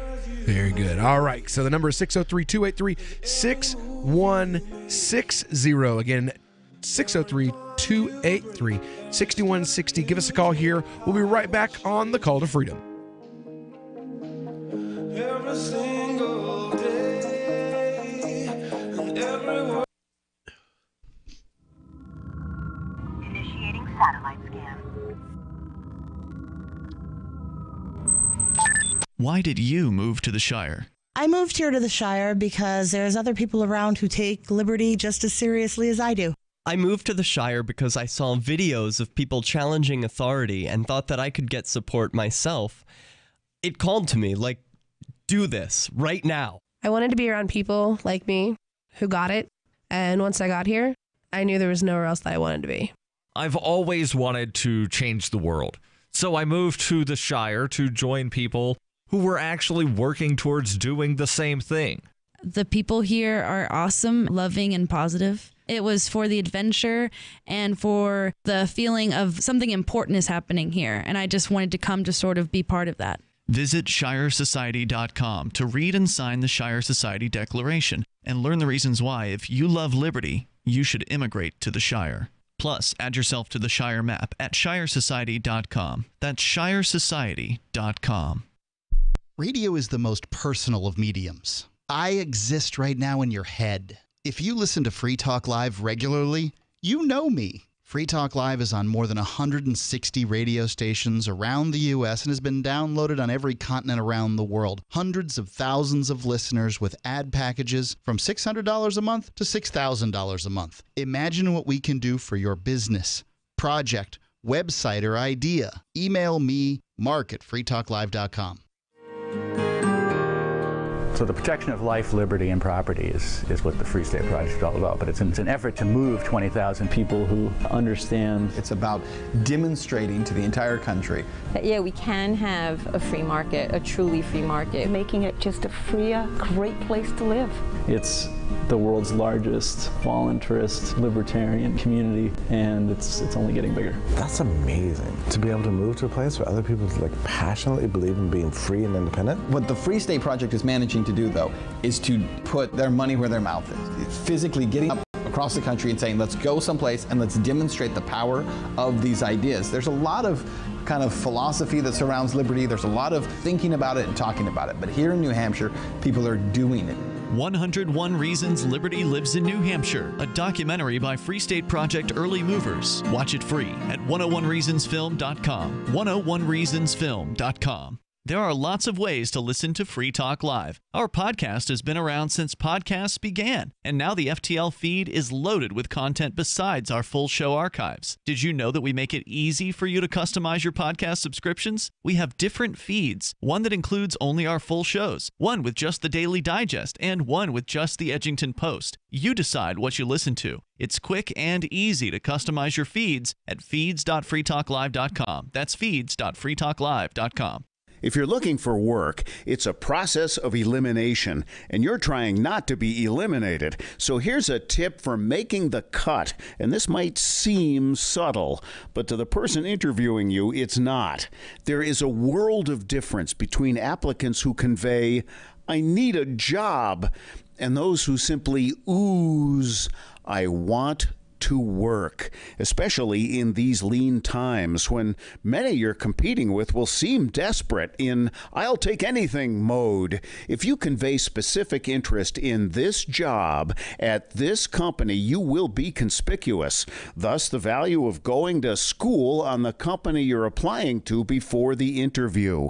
With money and attention so tight now, effective communication skills have never been more important. For more tips for job seekers and everyone else, hit survivalspeech.com. I'm Holland Cook.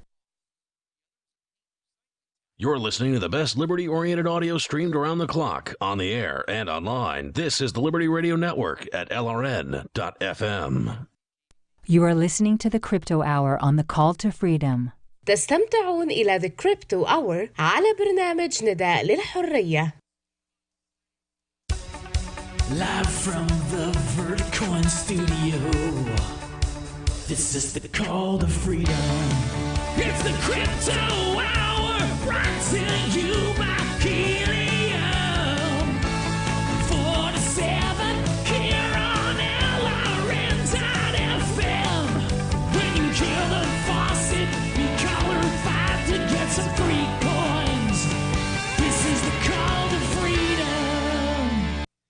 That's right. This is the Call to Freedom here on LRN.FM. We are in the Crypto Hour right here, right now. If you were listening and paying attention earlier, you heard our Galactic Systems satellite drone overhead looking for one lucky caller. Galactic Systems regain control of your virtual identity, communications, money, and property with GridPhone and Galacticoin. Tear down the walled garden business model. Galactic Systems, restoring liberty, building an open metaverse. Learn more at galacticsystems.net. So give us a call here, 603-283-6160, and claim your $10 in free coins. Let's see, what are we doing here today in free coins? The winner we have for you today, it's probably going to be, Canadian eCoins. Canadian eCoins, all right. That's right. Red, well, they're cool looking little thing. The red, little red leaf on them. I don't know if you the can maple see. leaf. Yeah, red maple leaf. I don't know if you can see it. Because a hockey stick Probably would have not. been too cliche. Yeah, nope, you can't see it over there, I guess. Or a Molson bottle or... Right. A flannel shirt. There we go. There we go. I don't know. Yeah. So, yeah, Canadian eCoins, $10 worth. Give us a call here, 603-283-6160. Caller, you are on the line. Yeah, how you doing? I'm good. Who am I talking to? This is Jimmy. Hey, Jimmy. And how are you listening to us today, Jimmy? On the phone app. Awesome. And where are you calling from? Syracuse. Very good. All right, so we've got $10 worth of Canadian eCoins for you, Jimmy. Now, what we're going to do is I'm going to put you on hold, and when we go to break, I'm going to give you your password and the email address so that you can claim your free coins. I only have one question for you, Jimmy. What show gives you 2 chances every day to win free coins? Call to Freedom. Very good. Hold on for us, Jimmy. We'll be right with you. So this app here, I was doing a little bit more looking here, and basically all the things that we want, aren't available. And Graft is a blockchain. It says Graft blockchain is a first global open-sourced payment blockchain designed for point of sale. They're the ones who have developed this. Graft blockchain is live. Running mainnet starting September the 15th, 2018, offering opportunity to miners. GraftCoin, GRFT, will be available on exchanges in February and is currently in the final stages of a successful ICO. So, yeah, there's a whole lot of reasons for us to get these guys on. We want to talk about their coin one day. We can talk about their app one day. We can do a lot of it. We're already going to be testing out, and we're going to continue to do this kind of stuff for our listeners.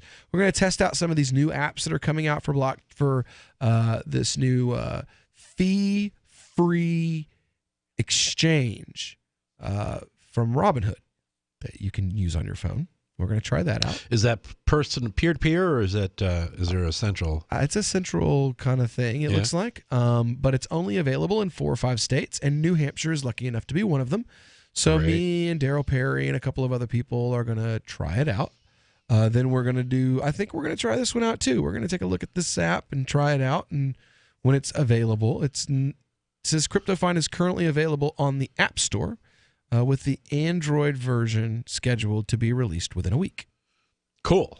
So we'll pick that up and check that out as well. And we'll give you guys a report, and we'll bring in the developers as well and let them talk to you about their product. And, maybe if there's bugs and stuff, you can call in and tell, and we will also give a bug report as well over our own experiences. So, but now we are going to move along. Mike, you've got a story for us. It's been pretty big in the crypto industry, and you've got an interesting take on it. Let's hear that. Well, Friday of this past week, the CoinCheck exchange that got hacked in Japan for about $500 million worth of customers' funds. It's thought to be the largest crypto hack to date. Apparently, the blockchain was not compromised, and it was this XEM coin that from NEM Foundation that was the only cryptocurrency that was stolen from this exchange, and the whole 523 million was stolen. And but they have an innovative sort of solution to try to at least recover stolen funds, or at least track things down. And so what they've done at CoinCheck is they found that all of the money that was stolen went into 11 wallets, and which is, not a really smart way to, if you're going to steal it, you're going to use tumbling services or just spam a lot of it out to a whole bunch of different accounts. But these guys just took it to 11 accounts. And so what the CoinCheck team did is all 11 addresses have been labeled by XEM developers with a tag that reads, "CoinCheck stolen funds do not accept trades. Owner of this account is hacker." And the developers have created a tracking tool that allows exchanges to automatically reject these stolen funds on their first attempt to deposit from another wallet. And it's pretty smart. It is. And this is actually something that goes back to really the original reason I had proposed a public ledger when I was working back in the late 90s and early aughties with Nick Szabo and Hal Finney and so forth. The idea of the use of a public ledger for tracking chain of custody was to enable stolen funds to be tracked down and either insured against theft, have courage to track them to make sure that they are actually stolen, or to come up with some open market process to recover those funds in some way. Well, if you make them unusable, then it's pointless to steal them in the first place. Well, they just become something that oh wow, I've got a wallet full of something that I can't do anything with. Right. And my wallet has been, there's got to be a security thing in the blockchain where you can just tag that wallet so that you could, I would find out. Right. I would get a text message that says this wallet was used for there such really and such, needs to be some. There's still a way that they can. Yeah, the owner should be able to launder say, I'm reporting these funds stolen on this transaction. This is not a legitimate transaction. And that should taint those funds all the way through the blockchain.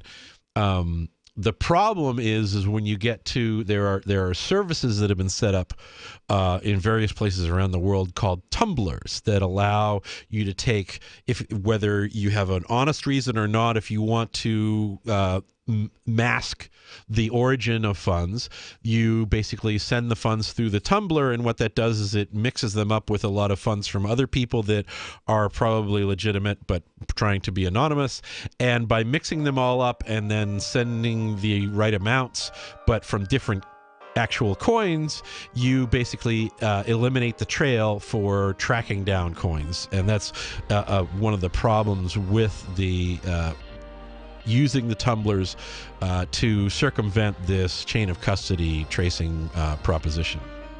All right. You want to get involved in this conversation? Give us a call here, 603-283-6160. We'll be back on the Call to Freedom with more on this brilliant way of tracking down stolen money. This Your Family Today tip is brought to you by Lil Drums. Every bit as fun as a full-size Nestle drumstick cone, and definitely cuter. Visit us at drumstick.com. Vacations are all about family time, but you don't have to leave home to have fun. Take 1 weekend a month and devote it to family activities. Pull out the board games and puzzles, serve up some treats, or have a picnic. Even without leaving home, you'll feel like you've really had some time away. For more tips like these, visit us at parenthood.com/yourfamilytoday.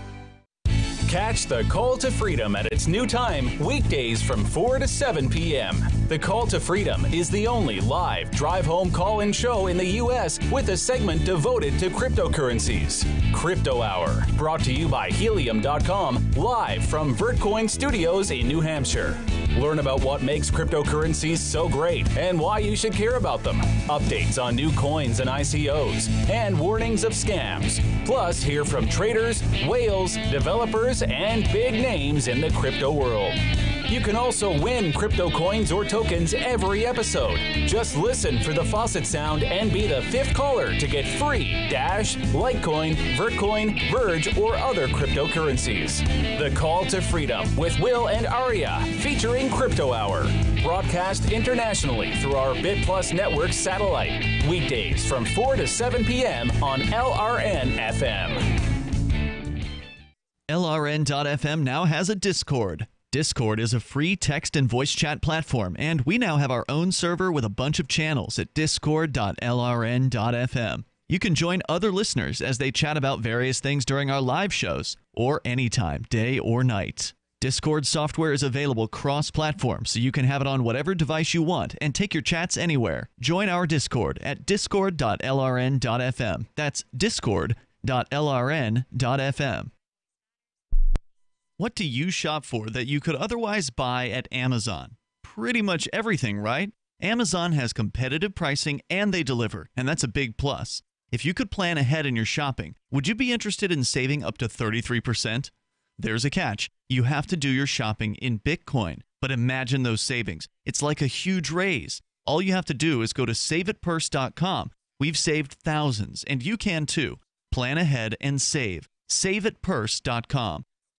Did you know you can get news updates about what's happening with the Liberty Radio Network delivered in the way you prefer? You can sign up for our email updates at updates.lrn.fm. Plus, you can stay in the loop by joining our Facebook profile at facebook.lrn.fm or follow us at Twitter at twitter.lrn.fm. It's all free, so sign up now at updates.lrn.fm for news updates delivered to your email box, facebook.lrn.fm to follow our Facebook page, and twitter.lrn.fm to receive our tweets. Is spreading the message of liberty, cryptocurrency, and peace around the globe worth $2 per month to you? As you may already know, in addition to our internet feed, LRN.FM broadcasts on free-to-air satellite across North and Central America, as well as Sub-Saharan Africa. And we've been available on satellite for free 24/7 since 2010. The LRN.FM free-to-air satellite signal is reaching some of the most oppressive regimes in the world, and there's no doubt our ideas are making an impact. You can learn more about the channel's impact by watching the 3-minute video at fund.lrn.fm. If you'd like to help free minds globally with our ideas of liberty, cryptocurrency, and peace, you can donate as little as $2 per month via fund.lrn.fm. You can help us continue and expand our satellite broadcast to multiple continents. Visit fund.lrn.fm today, and thank you for your help. Don't forget to share the link on social media. That's fund.lrn.fm. Do you love Twitter? Make sure you favorite the LRN.FM Twitter account so you can receive our tweets at twitter.lrn.fm. That's twitter.lrn.fm. You are listening to Call to Freedom's Crypto Hour, brought to you by Helium.com. आप सुन रहे हैं स्वतंत्रता की पुकार के crypto our को, जिसके प्रस्तुत करता है Helium.com.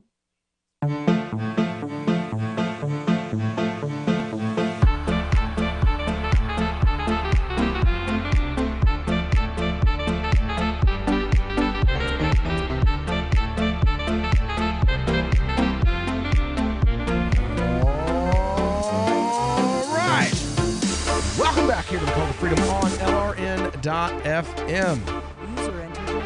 We are joined again by Miss Aria Demezio from Mississippi with cryptocurrencycheck.org, and in studio by Mr. Mike Lowry tonight. Howdy. And it is it's another beautiful day here. You know, it was around 40 today, I think. Wonderful. 40. It was really nice today. You know what? I think you guys should come up here and visit. Come hang out. Spend a day in Keene. Go to Local Burger. Get a Captain Crunch covered deep fried hot dog covered in buffalo sauce and blue cheese, pay for it with Dash. You need an oil change, pay for that in Dash too. And while you're here, a good excuse to timed out. A good excuse for you to come up here is Liberty Forum. It's going to be coming up next weekend, February the 8th through the 10th, and we will be broadcasting on location live on Friday afternoon and Saturday morning there. We're going to be interviewing some of the speakers and vendors there. I will actually be speaking as one of the opening speakers Saturday morning around 8:30. So if you want to be there for that, we'll be talking about crypto philanthropy and charities in the cryptocurrency space. I hope one of those is a fund for Fran Finney, who was the wife of Hal Finney, one of the people credit for helping Satoshi Nakamoto develop Bitcoin into a valid cryptocurrency system. Because Hal had used all of his Bitcoins to pay for his Lou Gehrig's treatments. And so he died pretty penniless as far as I'm aware. And his wife looked after him throughout his whole illness. And I wish the crypto community would maybe do a bit more to show their thanks to Hal by, doing something for his wife. Well, this is one of the way this presentation I'm going to be giving will actually be about not just ideas that I have on bringing philanthropy into the cryptocurrency space, but things that I myself am just saying, you know what? I think this is feasible. I'm just going to do it. I'm just going to do it. If it's feasible, it'll work. If it doesn't, oh well. I'm just going to do it. I'm going to do something nice for somebody because they need it. Why? Because they need it. That's it. It helps me spread the message of cryptocurrency. It gets one more person into the fold, I guess you could say, of the crypto community. Gives them a reason to learn, internet security. Gives them a reason to learn about cryptography. Gives them a reason to break the shackles, their own shackles, to the as you call it, the walled garden business models and the Federal Reserve business models and all of the legalistic shackles that bind us. Yes, help them break those while helping them financially at the same time. Give them basically give them a key to one kind of freedom at the same time as you give them the key to another kind of freedom. So we'll be giving that presentation as well. If you want to join us, come out. It's in Manchester. Go to nhlibertyforum.com. Get tickets there.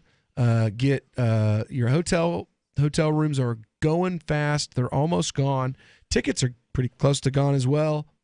So use the coupon code while you're at nhlibertyforum.com, CTF10, and you'll get 10% off of your ticket order, which is more than $10 a ticket that you'll be saving as a thank you for being a Call to Freedom listener. Now, back to Mike here. Yes. This hacking story.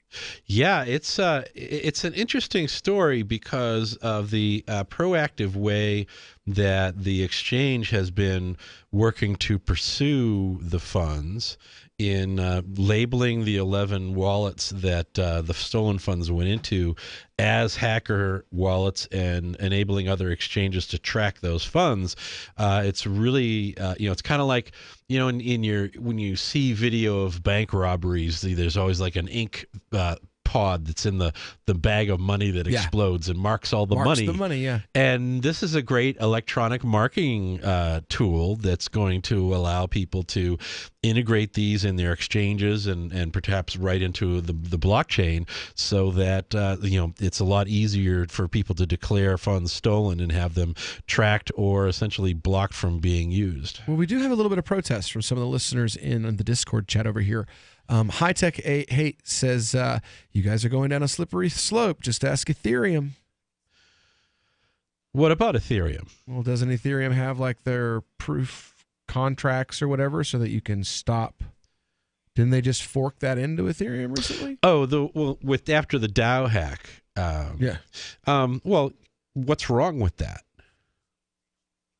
I don't know. Yeah. What's wrong with that?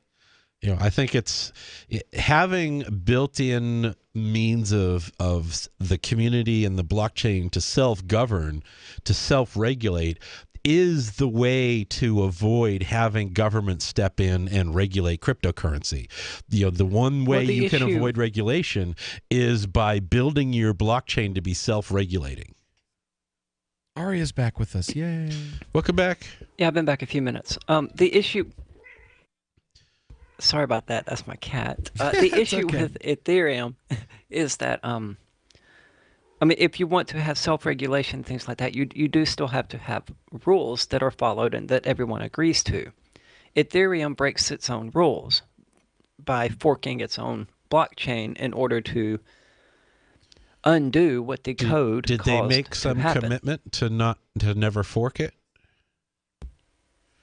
Well, no, but it's understood going into blockchain technology as a whole that once that block is added to the chain, it's immutable.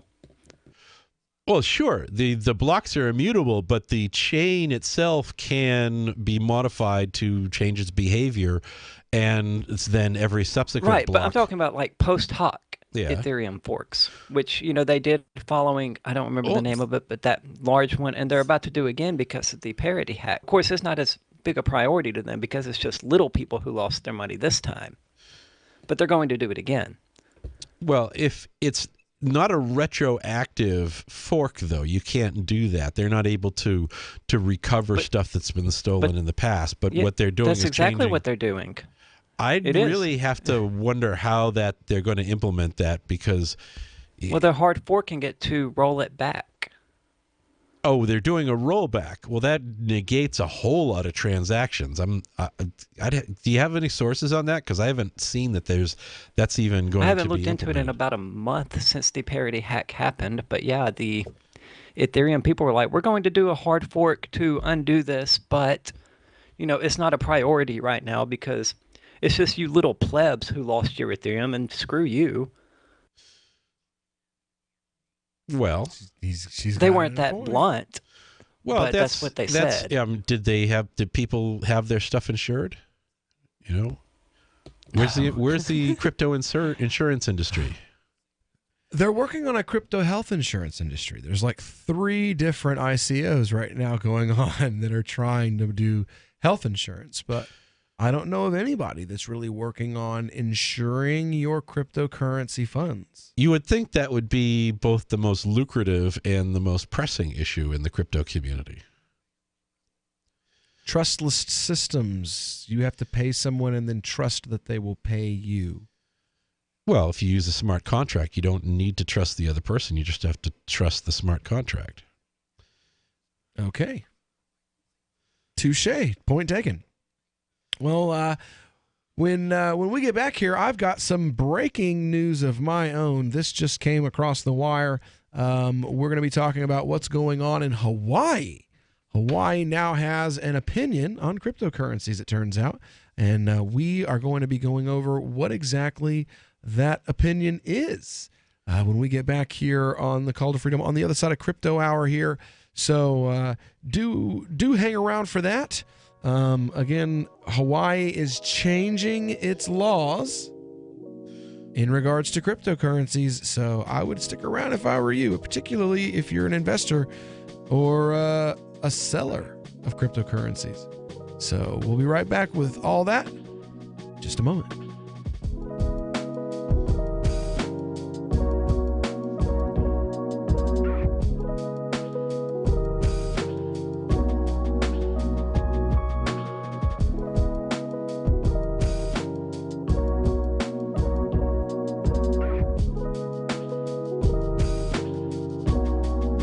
Hey, I'm LRN.FM Program Director Ian Freeman. If you're listening to our free-to-air satellite feed in North or Central America, heads up. We've been on the same channel on the Galaxy 19 satellite since 2010, but now our satellite provider is moving us to a new channel on a different transponder. The original channel will stay on the air until the end of February to give you time to transition without any loss of service, so don't delay. I've posted the new channel details at sat.lrn.fm, but in case you're listening with no internet access, if you do a blind scan on your receiver, you should see the new channel at transponder 12, 11,936 megahertz, horizontal polarization, symbol rate 20,000, FEC 3/4. All that information is at sat.lrn.fm, as well as a link to our Patreon where you can support our channels for just $2 a month. Visit sat.lrn.fm for more information about our international satellite channels, and thanks for listening to LRN.fm.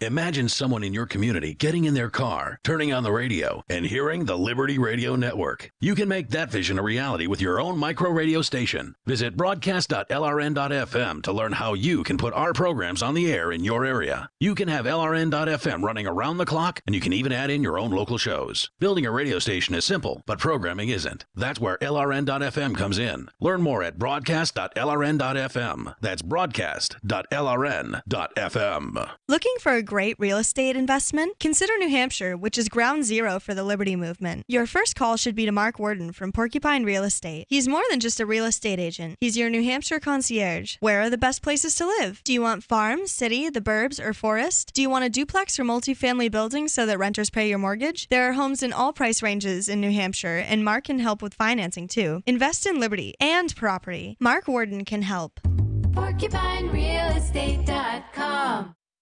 More of the Call to Freedom is coming up next, live after the news on the Liberty Radio Network at LRN.FM.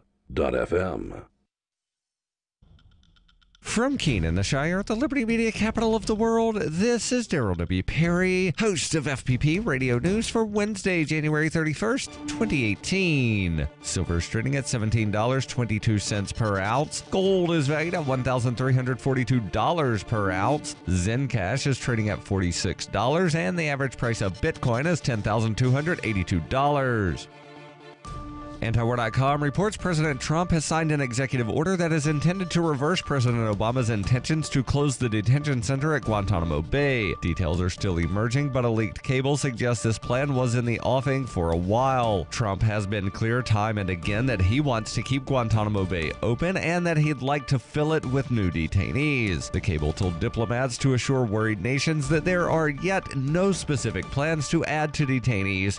Yet, the Pentagon is expected to have to spend in the neighborhood of $500 million trying to get construction plans in place to keep the facility viable, as it was expected to have been closed long ago. Officials have yet to comment on the matter, and it's unclear when they intend to make any public statements on the future of the facility. It clearly does not make much sense to keep the site open if new detainees aren't anticipated, but admitting as much is likely to be politically risky given the site's history of abuse.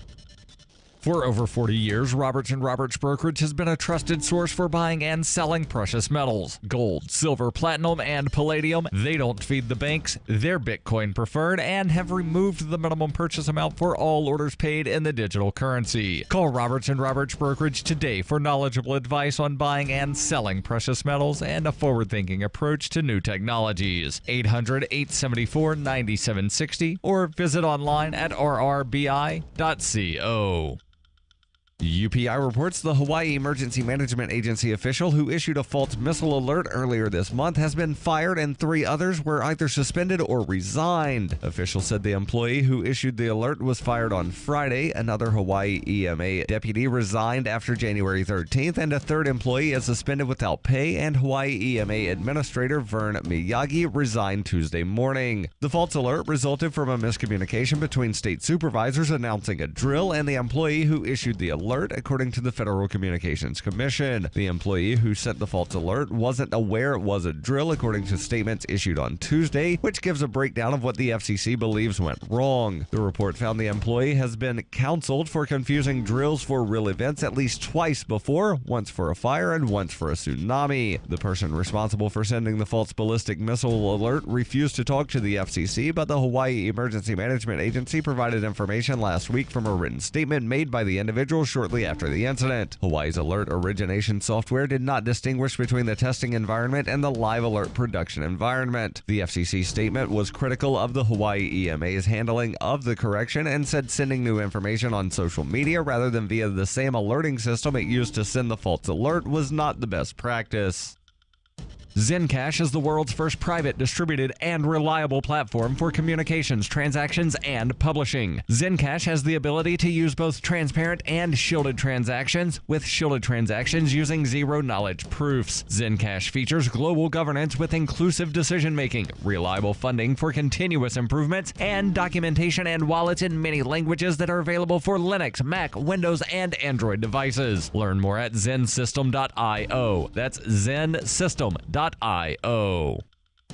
Reuters reports Texas Governor Greg Abbott asked the state's top police agency on Tuesday to start an investigation into Caroli Ranch, a training facility used by USA Gymnastics where young female athletes said they were sexually molested by the team's doctor. In a letter calling for an investigation by the Texas Rangers into the facility in Huntsville, Texas, about 70 miles north of Houston, Abbott said the public statements made by athletes who previously trained at the ranch are gut-wrenching. The facility had been used for regular training camps, but USA Gymnastics said earlier this month it had canceled training sessions and was exploring alternative sites until a permanent location can be found. The complex was opened by celebrated gymnastics coaches Bella and Martha Caroli in the mid-1980s and played a vital role in making the U.S. women's team a dominant force in global competitions. Last week, disgraced longtime USA Gymnastics team doctor Larry Nassar was sentenced to up to 175 years in prison for abusing young female gymnasts who were entrusted in his care. At his sentencing hearing in Michigan, about 160 of his victims gave harrowing accounts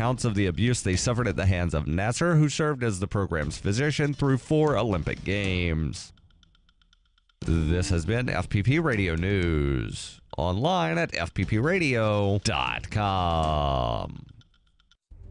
Our planet is but a giant petri dish swirling with pathogens, all mixed by the filthy stirring straw that is the world's fauna. Simply by sitting on her eggs and breathing, this duck unleashes a torrent of avian botulism, cholera, and duck plague into the air.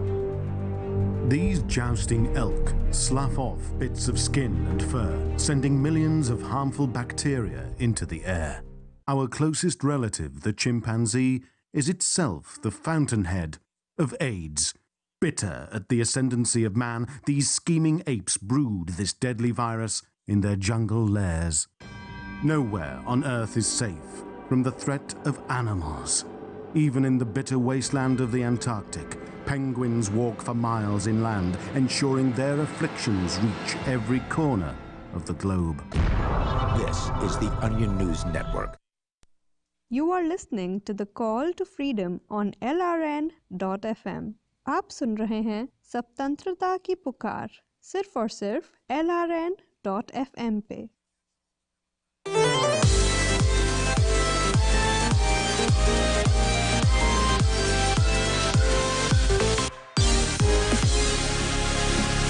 we go, off the rails.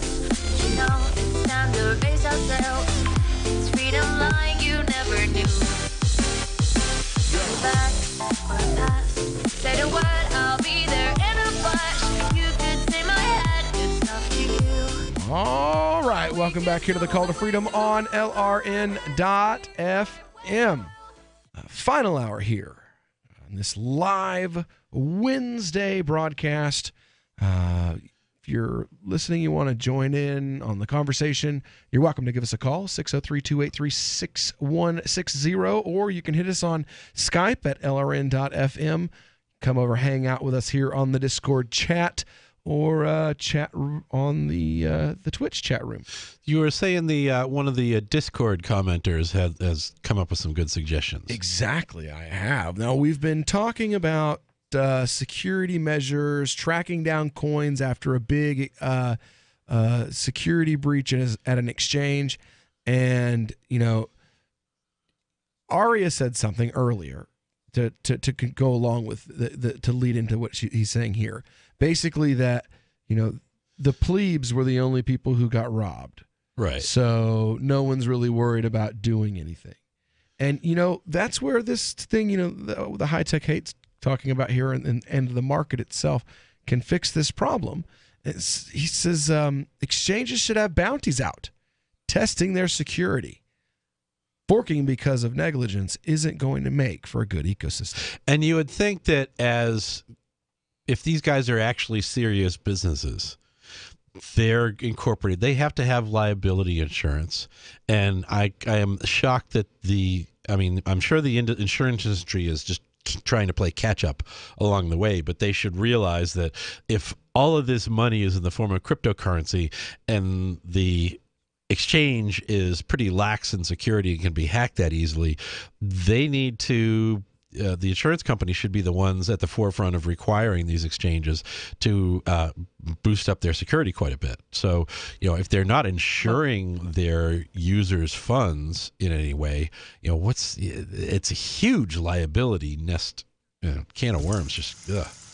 My day job is in the IT field where I have to. Oh, hold on, let Will do this. No, you're actually supposed to act like it didn't even happen. Oh, okay. Sorry. You're supposed to literally just keep talking. What was that? What was that? Because the listener is supposed to be paying attention to what we're talking about. And fair enough. Yeah. And I have to deal with a lot of my clients process credit cards. Some of them use various systems and things like that, but they all have security requirements, and it's useless paper crap. None of it means anything. One of the clients that I picked up a few months ago, they've been certified for 3 years by one of their credit card processing vendors. I don't know. And they've been hacked persistently for the last 6 months. And every month there's a new scan of their network, a compliance scan, and they check out every single month while they're being hacked, while ransomware is being put on their systems. There's obviously got to be somebody inside screwing thing. If it's that consistent that they're getting whacked that hard. No, nobody inside knows anything about computers. I mean, these are people who need me to show them how to do things on an iPhone. Well, as much as anybody, you can teach a monkey that 90% of hacking is social engineering.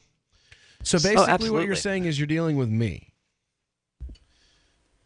I'd go further than that. Really? Somebody who's more technologically illiterate than I am? Those are my the mom. easiest people to hack. 70-year-old grandma who doesn't understand why it's bad to open Facebook on a company computer and click a cat video that a friend sent her.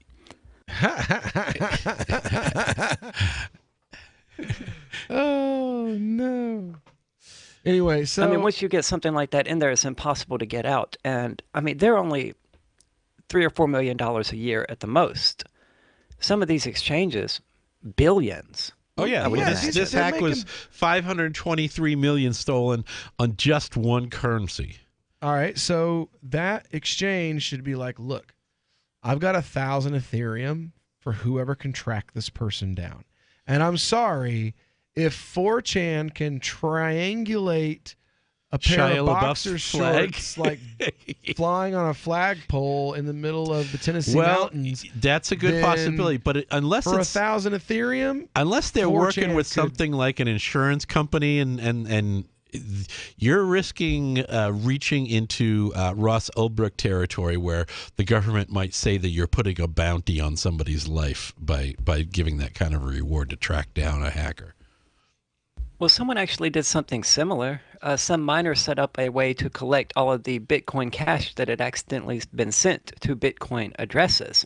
And he was like, hey, contact me with your transaction IDs and stuff, and I will give you back 70% of this Bitcoin cash that you accidentally send to Bitcoin addresses. That's pretty cool. Well, that's nice of him. That's a recovery service. That's salvaging, Yeah. Right. And that's good. How did he? It's the same basic thing, except they weren't hacked. Yeah, don't get me lying, man. How does he do? Let's get him on. Well, it's not that hard. I don't think he'd come on because so many people are mad at him for keeping 30% of it. Oh, well, they're retards for sending it to the wrong address. Give me a break. Right. For real. Yeah. If you're too dumb to know what address you're sending to, maybe you shouldn't be sending stuff. I mean, just he could have kept it all. Oh, yeah. Sure. He could have. He could have kept it all. But I'm still like, there's got to be some kind of... I'm sure that he's actually got it all and basically is able to monetize that in some way. while just, and trading on it and then just paying people back 70%. Because I could imagine a couple different ways where you could easily, if you're able to recover those, you could have recovered them as soon as he figured it out and just gone through the whole blockchain and recovered it all and then started trading with those funds. And then wait for people to actually call in and communicate and say, hey, I like my stuff back. And they say, sure, here's 70% of what you lost or gave out to the wrong place. But meanwhile, I've already made a whole bunch more by trading their crypto, for who knows how many weeks or months or years between the time that they sent the stuff wrongly and they actually asked for it to get it back. Very cool. And that's assuming people even hear about him. Yeah. So, there's all kinds of ways to manipulate this sort of stuff. But, I still, and the suggestion of having bounties is not an unwise one, but it should be something that's managed in a way that isn't going to sound like some sort of vigilantism that could really, we've got enough problems trying to make crypto seem more reputable, more acceptable to spread its use in the public, and we don't need people to be thinking that if they use crypto, there's going to be some lynch mob at their door. Give me your Bitcoins. Pitchforks and torches. So, Mark, welcome to the studio. Thanks so much. I'm just seeing that Simpsons meme. Sitting in here for Will. And I guess we're getting ready to take a little breather here for a second. Are we coming up on commercial? We are. Awesome. That sucks. We're having a on great little another note, have conversation. people been talking about the crypto purge on Facebook lately? I do not visit Facebook much. Oh, well, I still do. I don't know whether or not they can talk about it on Facebook. Well, that's the thing. Can you is talk about because- the cryptocurrency? Yeah, they've all the ICO pages on Facebook have been taken down. They're not allowing advertising, but I'm also seeing some prominent crypto people, their entire Facebook accounts being purged from Facebook, and I'm not able to reach them on Facebook right now, and I'm thinking that might be related. And we'll be back in short They got order. sucked. Are you tired of governments murdering people around the world? Stop using their money. There is an alternative. Bitcoin is a stateless, free market, non-political currency. Bitcoin cannot be inflated or controlled by any government. By using their money, you are helping the state. You have an incredible alternative available now. Learn it, use it, spread it. Get started with Bitcoin at Bitcoin.com. That's Bitcoin.com. Hi, I'm Derek J. I don't want a politician to represent me. To me, government is the idea that one group of people can coerce everyone to comply with an edict or face increasing punishments up to and including death. Despite perhaps the most noble of intentions, the best government services are a far cry from what could be provided for by voluntary interactions. Besides, the people who call themselves the government wage wars and put peaceful people in jail for crimes involving no victims. If Starbucks used some of its money to drop bombs, I wouldn't shop there.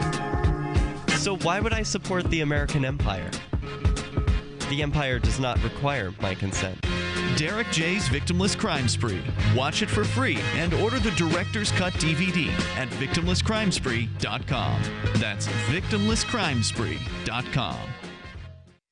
The three most important things you can do for LRN.FM are: 1. Let your friends know you're listening to LRN.FM on your social networking profile. 2. Buy the things you buy online through shop.lrn.fm. 3. Give $5 a month to the AMP program at amp.lrn.fm. It's my firm belief that the AMP program is the best use of your charitable dollar among liberty-oriented groups. Support all your favorite organizations, but make sure you give $5 a month to the AMP program at amp.lrn.fm.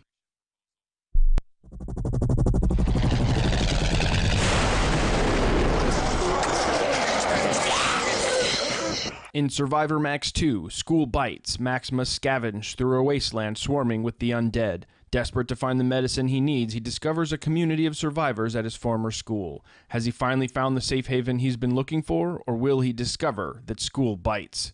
Look for Survivor Max on Facebook, read reviews on Amazon, and read Chapter 1 at survivormax.com. Did you know we've taken our LRN.FM telephone listen line to a new level with the LRN.FM audio on demand line? Now you can call 712-770-8447 anytime and listen to LRN.FM's live feed. And you can listen to a bunch of our original shows on demand. Long distance fees may apply. Just dial 712-770-8447 and choose from the menu. 712-770-8447.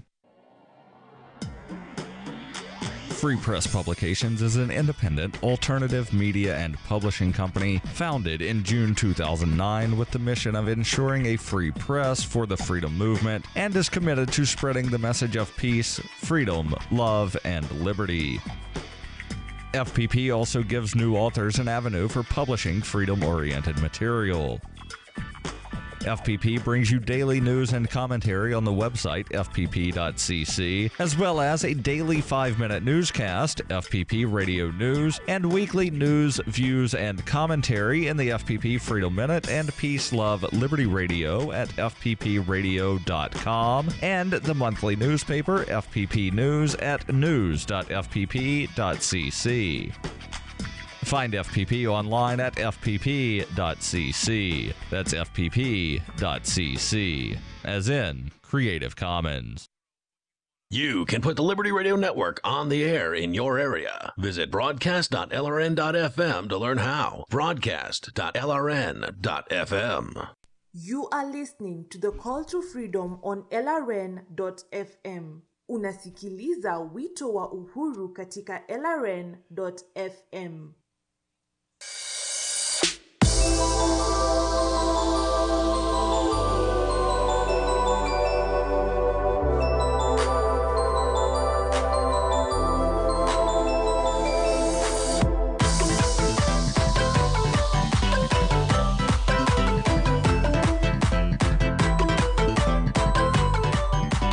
All right, welcome back into the Call to Freedom on LRN.FM. And I'm okay. Everything's fine. I'm hypoglycemic. A lot of people don't know that. And if I don't take very good care of myself, sometimes my body reminds me, oh, hey, stupid, you should really take better care of yourself. I'm one of the lucky people that, like, I get reminded constantly by my body when I don't take care of it instead of like, well, that means you're not taking care of it very frequently. Yeah. Anytime that I don't take care of it, it lets me know very quickly. So I had to go and eat some fruit. And well, we're good. Glad you're back. Yeah. Hopefully. Just depends on the day. All right. So now there's a story that was coming across that is, well, a little disturbing here. It says the state of Hawaii is planning to regulate the use of Bitcoin and digital currencies, and that would require a license to transmit cryptocurrency-based funds.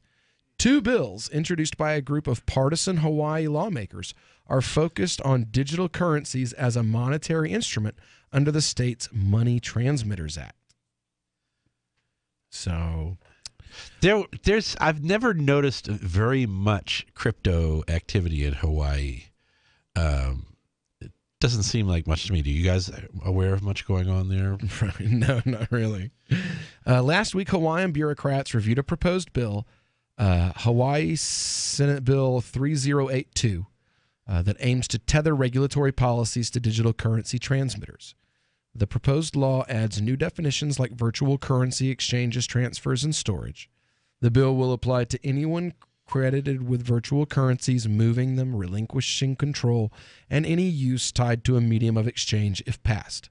The law will recognize Bitcoin as, quote, permissible investment and statutory trust.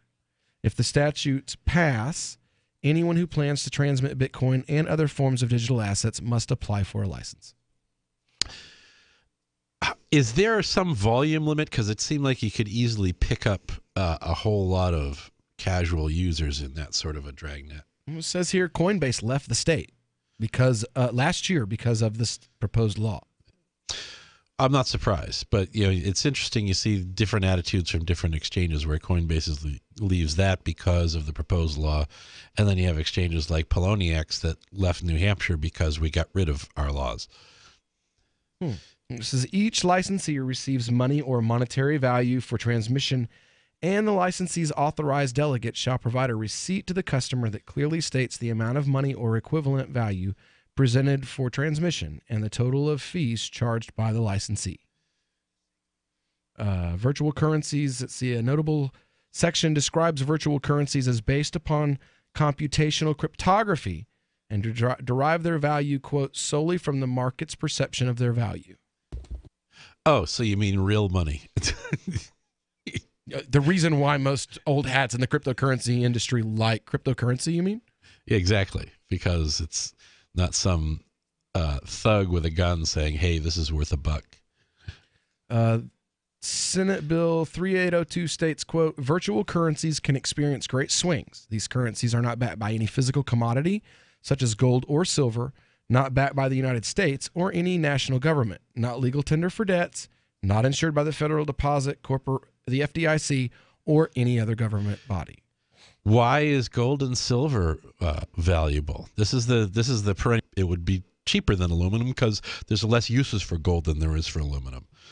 It says computer failure, malicious software attacks, and an attack, closure, or disappearance of virtual currency exchanges, lack of security, loss of private keys, or a sudden dramatic change in value are just a few examples that explained of how you can lose currencies in the bill. Well, they should be banning all stock trading and bond trading and commodity trading in Hawaii then, because you get all the same stuff with all these other forms of trading. I'm just reading it. It's like, we are the government. We are here to protect you from yourself. Yeah, derp. Yeah. Over and over and over again. Are you worried that the Hawaiian government is going to totally regulate the cryptocurrency industry? Well, it's give nice us a call. 603-283-6160.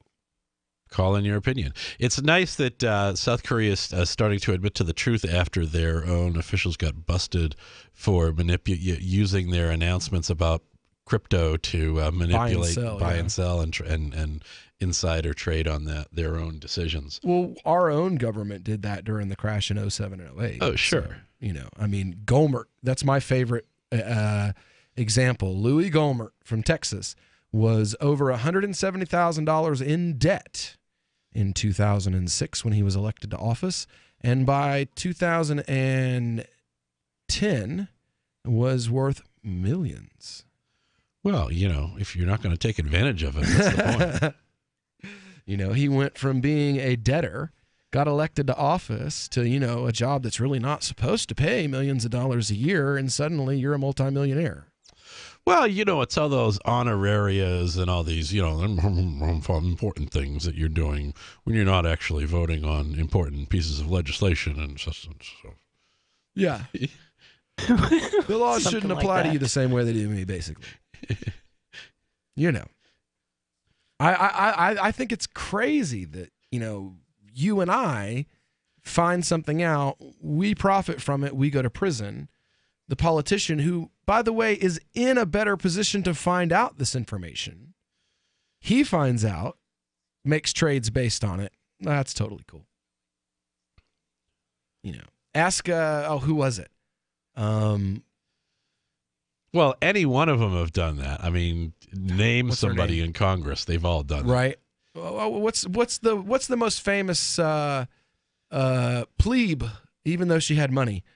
Martha Stewart. Martha Stewart. How about Liawatha, who has been using her Senate seat even before that, where she was, claiming to have Native American ancestry, to get a $600,000 job at Harvard, and writes a book talking about political stuff and utilizes the government's own funding programs to fund her taking over, essentially getting $5.5 million in subsidized loans for a mansion, and just all kinds of manipulative stuff. And you would think that the people that care about that stuff would be a bit more up in arms when they see it from their own people. But no.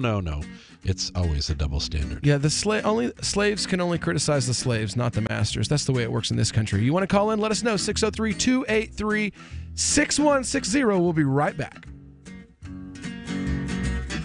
On Free Talk Live, we're bringing people to the ideas of liberty every day. From wrestling superstars like Glenn Jacobs. You guys really are having an impact, I believe. Like I said, a lot of where I am now is due to listening to Free Talk Live. You changed my mind on some very important issues years ago. To random people tuning in on the radio.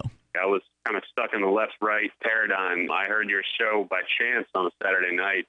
From there, I went on, joined the Free State Project, and become an amplifier. So, I mean, that's really the reason why I amp is because I know that if it wasn't for you guys being on as many stations as you are, I never would have found the ideas of liberty. Your amp will directly change more lives by getting Free Talk Live in front of people looking for talk radio online and on the air.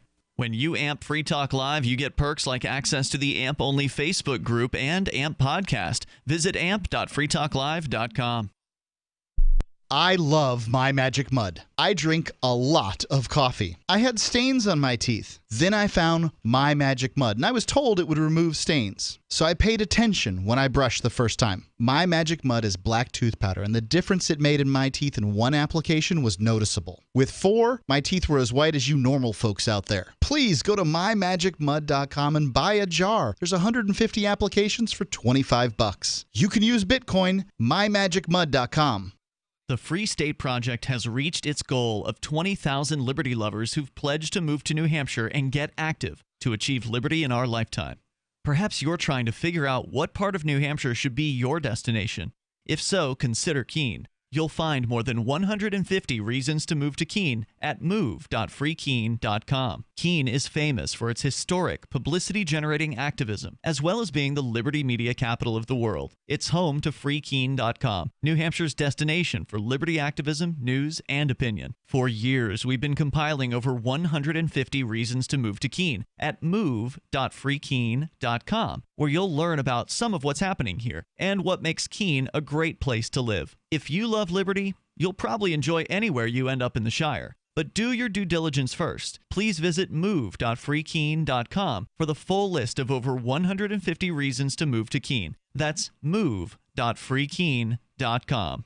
Some of you asked, and now we've delivered. LRN.FM's live Keene, New Hampshire studio shows are now streamed in HD on Twitch. Visit our channel at twitch.lrn.fm and give it a follow. If you have Amazon Prime, you get 1 free subscription on Twitch. If you use it on our channel, Twitch will give LRN.FM a monthly piece of your Prime subscription cost. So please watch, follow, share, and subscribe to twitch.lrn.fm. That's twitch.lrn.fm. This is Michael Dean from the Freedom Fiends. I've run websites since 1996 and have used over a dozen web hosts in that time. AgristHosting.com is the only one that hasn't broken my heart. Agrist Hosting's uptime and service is stellar, and their DDoS mitigation is the best I've seen. That's important because if you tell the truth in this world, you'll ruffle feathers. And some people will try dirty tricks to silence your voice. No matter what the haters hit us with, Agrist Hosting keeps our websites online. If you have a mission-critical commercial presence or a world-changing activism site, you cannot tolerate any skullduggery. So go with agristhosting.com. Have a WordPress or blog site, but you're not satisfied with performance or uptime? Or just want raw hosting? Want to pay with Bitcoin? Agrist Hosting specializes in high-performance hosting with personalized service. Go to agristhosting.com and click on the button that says Get Hosted. That's agristhosting.com.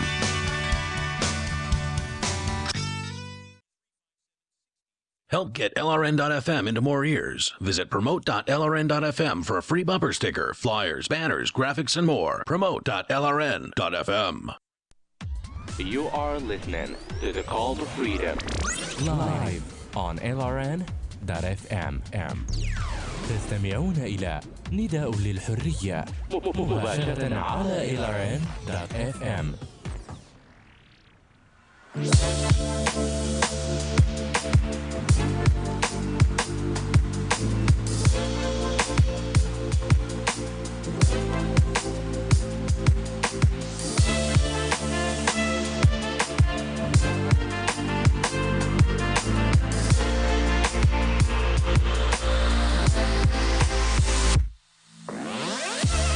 All right. Welcome back here to the Call to Freedom on LRN.FM. Broadcasting live here from the VertCoin studio here in beautiful Keene, New Hampshire. If you want to come and hang out with some of our guys, well, there's an event coming up soon that you'll be able to do that. It's called the Fourth Block Conference. You'll be able to join investors, entrepreneurs, and intrepid blockchain futurists in a beautiful industrial performance venue to celebrate innovation for the fourth industrial revolution. There'll be TED conference-style talks that bring you a blend of high-impact ideas, a network of forward-thinking global innovators, and an entertainment venue with experience that will leave you with lifelong lasting memories. You'll get to hear great talks from decentralization pioneers from all walks of life. Listen into blockchain ideas from these individuals that were part of helping create the cryptocurrency bang itself. People like Enrique Martinez, Mike Lowry, David Monduras, Rick Willard, David Drake, Julia Bossman, and many, many more, along with performances by the lovely Tatiana Moroz. And you can go to, what's the website for that, Mike? Fourthblock.com. This is the number 4, and 4thblock.com. All right. And come out and see us. We, as with Liberty Forum, we will be broadcasting live on site during the weekend there. So come out and see us. Get yourself some sponsor gear. You know, we'll have VertCoin t-shirts. We'll have Zencast t-shirts. We'll have Helium t-shirts. We'll have Call to Freedom stuff. Come out, get some prizes. We'll be giving away free shirts, giving away free coins. We're an old-fashioned radio show, so expect what you get from an old-school radio show. Cool. So come on out and see us at the Fourth Block Conference and get all the information for that at fourthblockconference.com, right? Yeah. Yeah. All right. So Hawaii is going to regulate their cryptocurrency industry. That scares the bejesus out of me. Let's see. What else is going on here? Oh, that's right. I had this really... I'm sorry, the title of it just hopped out at me. I thought it was kind of funny, just because of the whole, like, it's The Guardian, but it's, the whole, like, tendency for pearl clutching and that sort of thing, for, like, begging, please, please, please, please regulate me, please, please, please, watch out for me.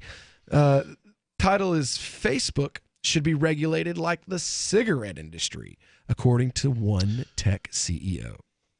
Well, given what Facebook has just done to the crypto industry, where they're trying to essentially regulate another industry themselves by banning cryptocurrency pages and advertising about ICOs, and apparently they're purging users that are crypto people.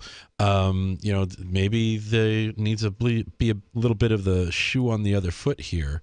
If Facebook is going to start coming down on people for engaging in completely legitimate commercial activity, maybe Facebook's activity needs a little scrutiny, and they can learn how it looks to have or feels to have the scrutiny coming around the other direction. All right. Well, it says here Salesforce chief Mark Benioff is the latest tech insider to raise alarm over social media's effect on society, with comments at Davos. Facebook should be regulated like a cigarette company because of the addictive and harmful properties of social media, according to Salesforce chief executive Mark Benioff. Well, technically... So someone who should shut up, really. Right? Users of Facebook are not consumers or customers, so they actually shouldn't be protected by consumer protection laws from Facebook, because people who use Facebook are not the customers, they're the product. Well, this isn't what he's saying, though. He says, here's a product, cigarettes. They're addictive. They're not good for you. Maybe there's all kinds of different forces trying to get you to do certain things. There's a lot of parallels. I think that, for sure, technology has addictive qualities. And we have to address, and that product designers are working to make those products more addictive and we need to rein that back as much as possible, he told CNBC at the World Economic Forum in Davos. Isn't that more or less what the Unabomber said? Who's buying Facebook? Are you buying for Facebook product to consume it? No, it's because you're not consuming Facebook. Facebook is consuming you. And if you put your data there on Facebook, you're accepting the fact that you're not a customer, you're not a consumer, you're not consuming a product, you are the product being consumed by advertisers. Yeah, absolutely. But that's not really the argument he's using. He's saying then Facebook he doesn't know what he's talking about. Is a product. He's an idiot. Yeah. And it's an addictive product. And that not just Facebook, but it sounds to me like he's saying technology in general is like heroin, and therefore we should not be allowed access to it without big daddy government saying, this is how much you're allowed. It's like when I limit my kids' TV And why time. would the government do that when the media is the greatest tool for their propagandizing? Right. Well, I mean, to me, it sounds like he's saying that government should be like when I limit my kids' TV time. Oh yeah, and I'm They sure should put that if it was all mufflers, about governors. propagandizing government to users, he'd have no trouble with that whatsoever. Well, this is he told Binoff he founded B2B cloud computing company Salesforce in '99 and is now worth more than $4 billion. And he suggested that regulation of some form was inevitable for the technology industry. Isn't it always the rich people that are like, please regulate the industry more? That will keep anyone else Barriers to entry. from being rich. Exactly. So we're the same as any other industry, he said. Financial services, consumer product goods, food, and technology, the government's going to have to be more involved. There is some regulation, but there probably will have to be more. Well, you really do need to regulate your cattle better. That's what they invented cattle prods for. Well, I mean, it was Johnsonville that was pushing for the tail ordinances in Florida that pushed all of the lower end farmers out of the pork farming industry. It was the big CAFOs that were lobbying and paying for that to be done. Sometimes it was the CAFOs that were paying the animal rights groups. So like they were ideologically opposed, but it was good for the CAFO, for the people ideologically opposed to them to win. Stuff like that. Yeah. All going on all the time. You see that a lot, and people think that there's grassroots movements going on, and they're actually very much astroturfed. Many times by the opposition. Yeah, I mean, so for instance, the whole global warming protest movement has been funded by the nuclear industry. Even though one of the biggest global warming groups, Greenpeace, is ostensibly anti-nuclear as well. They don't mind taking the chicks though, as long as they come through, Steve Jobson's Best Bits LLC or something else. It didn't come from, wattsbardam.gov.nuclear. It came from this. But it's gone both ways. The coal industry did the same thing to the nuclear industry with the anti-nuclear movement back in the 80s. So, well, I mean, it's just kind of the par for the course nowadays, though. I guess would be the easiest way to put it. Like we now kind of need to expect that if there is a regulation that's being pushed, 9 times out of 10, it's being pushed by the very people who you think it's going to limit, like the people that it's pointing the finger at the biggest. Government always protects their other criminals against the righteous wrath of the people. Ross Ulbricht was convicted in early 2015 of running the infamous Silk Road underground market. The Silk Road was a gift to humanity and helped reduce the harms brought on by drug prohibition. For this good deed, Ross has been sentenced to life in prison with no possibility of parole. Now, an appeal is Ross's only chance, and he needs your support. Please visit freeross.org, where you can contribute via various methods, including Bitcoin. Visit freeross.org. That's freeross.org. Is spreading the message of liberty, cryptocurrency, and peace around the globe worth $2 per month to you? As you may already know, in addition to our internet feed, LRN.FM broadcasts on free-to-air satellite across North and Central America. as well as sub-Saharan Africa. And we've been available on satellite for free 24/7 since 2010. The LRN.FM free-to-air satellite signal is reaching some of the most oppressive regimes in the world, and there's no doubt our ideas are making an impact. You can learn more about the channel's impact by watching the 3-minute video at fund.lrn.fm. If you'd like to help free minds globally with our ideas of liberty, cryptocurrency, and peace, you can donate as little as $2 per month via fund.lrn.fm. You can help us continue and expand our satellite broadcast to multiple continents. Visit fund.lrn.fm today, and thank you for your help. Don't forget to share the link on social media. That's fund.lrn.fm.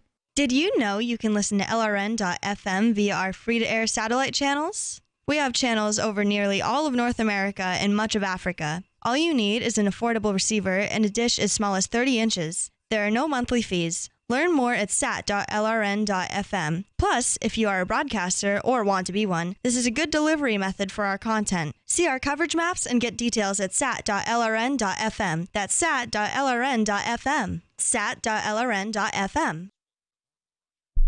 So you've signed the Shire Society Declaration and are planning your move to New Hampshire to be around more liberty-oriented people. Next, sign up for the Shire Society Forum at forum.shiresociety.com. There are a bunch of people there who are already in the Shire, and they want to meet you. If you're already in the Shire physically, you should also come by the forums. Remember, not everyone uses Facebook. New people are signing up for the Shire Society Forum every month, so drop in and say hello at forum.shiresociety.com.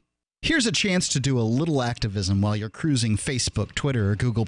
Between the LOL cats, the recipes, the hot girls, and the inspirational sunrise memes, Free Talk Live's posts pass by your newsfeed. Like them, comment. It gives us more exposure. If you don't see our posts, click like at facebook.freetalklive.com and then hover over it to click Get Notifications. It's an easy way to spread the ideas of liberty a bit further. I know you're busy, but you can spare that 1/10 of a calorie it takes to click on something. Facebook.freetalklive.com.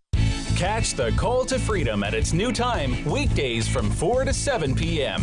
The Call to Freedom is the only live drive-home call-in show in the U.S. with a segment devoted to cryptocurrencies. Crypto Hour, brought to you by Helium.com, live from Vertcoin Studios in New Hampshire. Learn about what makes cryptocurrencies so great and why you should care about them. Updates on new coins and ICOs, and warnings of scams. Plus, hear from traders, whales, developers, and big names in the crypto world. You can also win crypto coins or tokens every episode. Just listen for the faucet sound and be the 5th caller to get free Dash, Litecoin, Vertcoin, Verge, or other cryptocurrencies. The Call to Freedom with Will and Aria, featuring Crypto Hour. Broadcast internationally through our BitPlus network satellite. Weekdays from 4 to 7 p.m. on LRN FM. Some of our live shows are streamed in HD on Twitch. Please follow and share at twitch.lrn.fm. That's twitch.lrn.fm.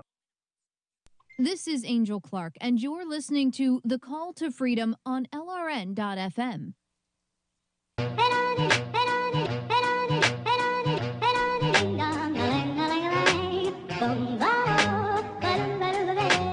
Life could be a dream if I could take you up in paradise, I suppose. If you would tell me I'm the only one that you love. Life could be a dream, sweetheart. Hello, hello again. All right. Welcome back to the final segment of the Call to Freedom here on LRN.fm. If you heard the faucet earlier, apologies. I was a little out of it for about 30 minutes from my blood sugar took a little dip, and it takes a minute for me to get completely back, where I can do more than one thing at a time.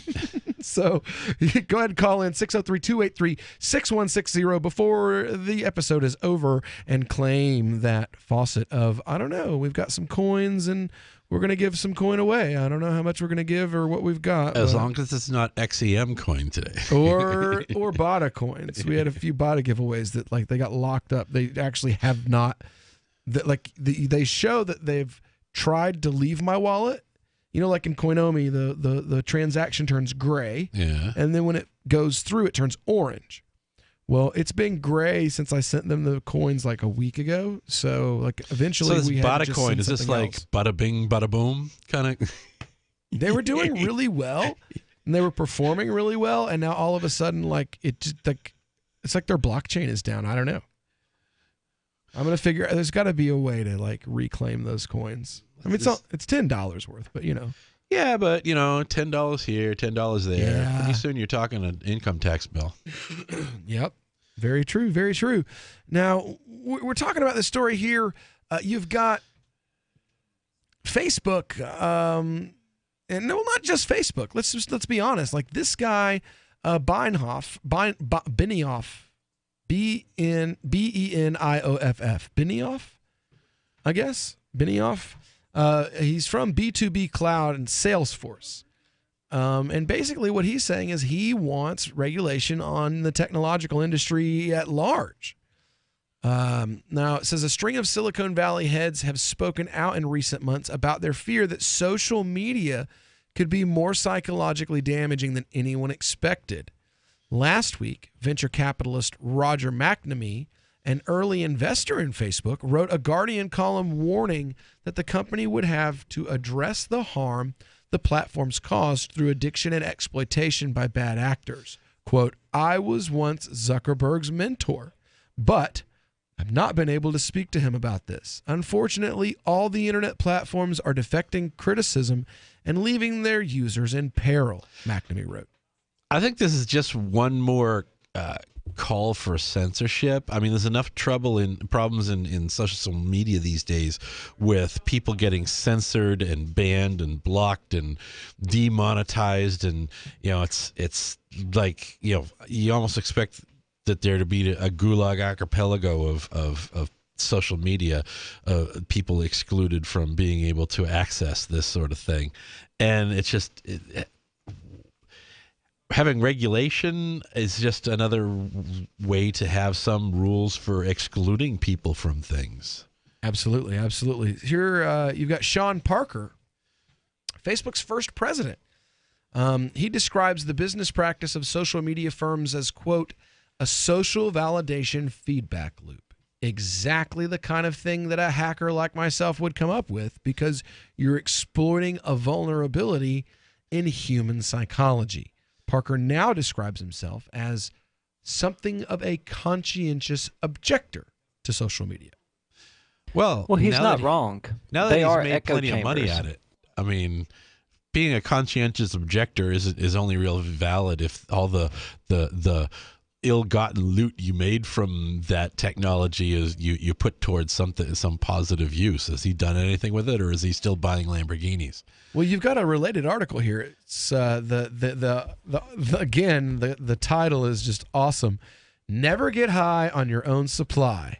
Why social media bosses don't use social media. And it talks about how developers of these platforms have openly admitted that they're designed to be addictive and that they themselves don't use them or allow their children to use them.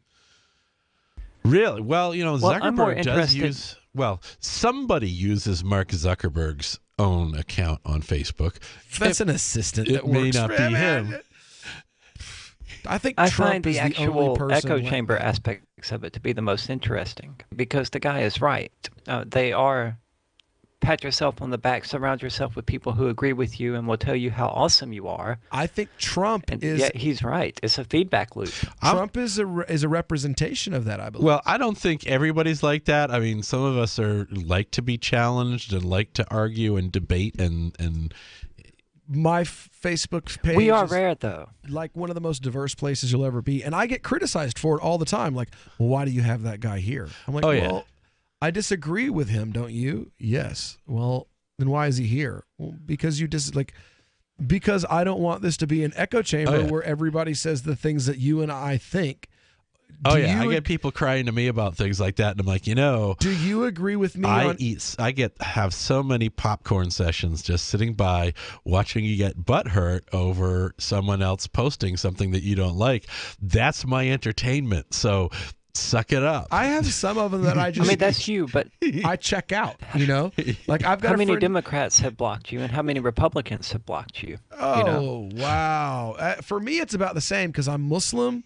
So the Republicans are like, F you, I know more than you. And then I school them, and then I'm totally blocked. And then the Democrats... Right, and they end up in an echo chamber because they're doing that to everyone. But the Democrats do it too, though. Oh, yeah. Because they block me because I'm like, Obama's a murderer. And if you vote for him, then you have blood on your hands. And you helped kill Pakistani children because you voted for him. If you voted for him in 2000, this is my moral perspective.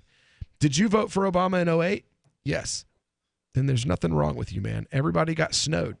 He talked about peace. He talked about all the things that were good to believe in, and he tried to do all those things to get elected.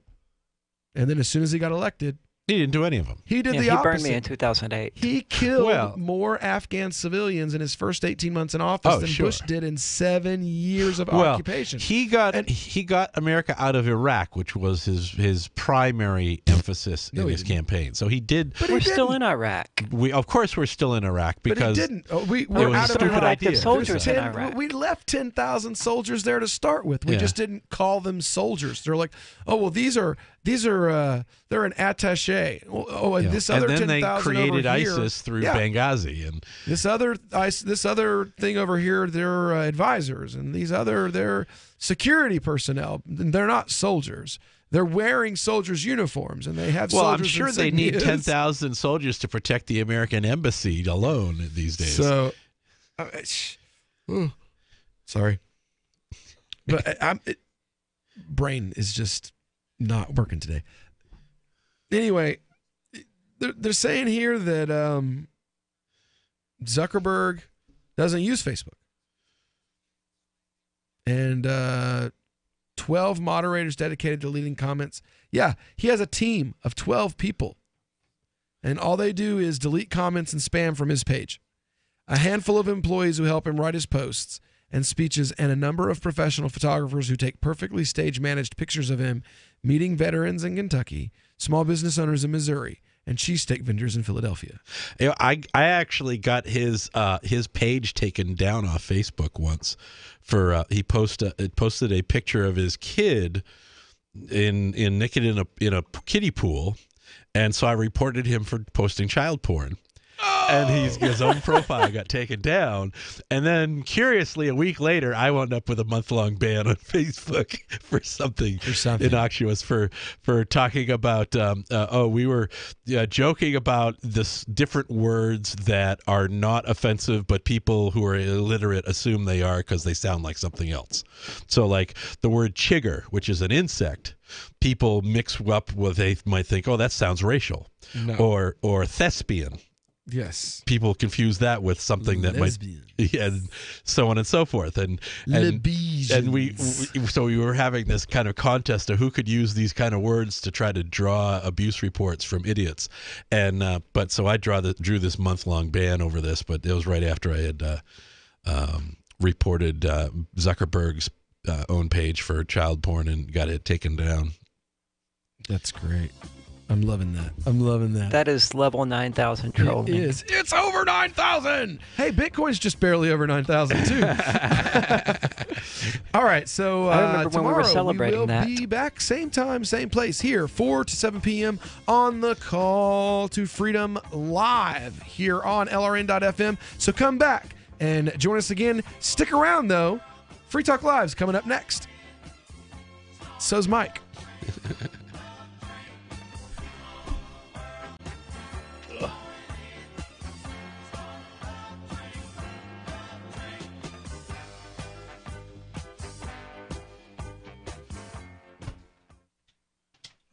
Hey, I'm LRN.FM Program Director Ian Freeman. If you're listening to our free-to-air satellite feed in North or Central America, heads up. We've been on the same channel on the Galaxy 19 satellite since 2010, but now our satellite provider is moving us to a new channel on a different transponder. The original channel will stay on the air until the end of February to give you time to transition without any loss of service, so don't delay. I've posted the new channel details at sat.lrn.fm, but in case you're listening with no internet access, if you do a blind scan on your receiver, you should see the new channel at transponder 12, 11,936 megahertz, horizontal polarization, symbol rate 20,000, FEC 3/4. All that information is at sat.lrn.fm, as well as a link to our Patreon where you can support our channels for just $2 a month. Visit sat.lrn.fm for more information about our international satellite channels, and thanks for listening to LRN.FM. Now that you've found the Liberty Radio Network at LRN.FM, you may want to help expose others to our great programs. To assist you in doing so, you'll find resources at promote.lrn.fm, including details on how to get a free bumper sticker, quarter-page flyers you can print out and distribute, banners for your website, as well as files that will allow you to make your own custom banners and graphics. Visit promote.lrn.fm and help bring new listeners to the Liberty Radio Network. That's promote.lrn.fm. The new 4th edition of Healing Our World, The Compassion of Libertarianism, will take your understanding of liberty to a deeper level and has over 1,300 updated references, new cartoons, and a foreword by Dr. Ron Paul. With discounts for multiple book purchases, the 4th edition of Healing Our World is a great gift for the liberals, pragmatists, environmentalists, and Christians in your life who think libertarianism is cold-hearted. Get yours today at healing.freetalklive.com and use promo code FTL for a $5 discount. You're 6 minutes away from a live episode of Free Talk Live, brought to you by freekeen.com. Listen live at freetalklive.com. From Keene, the Shire, the Liberty Media capital of the world, this is Daryl W. Perry, host of FPP Radio News for Wednesday, January 31st, 2018. Silver is trading at $17.22 per ounce. Gold is valued at $1,342 per ounce. Zencash is trading at $46, and the average price of Bitcoin is $10,282.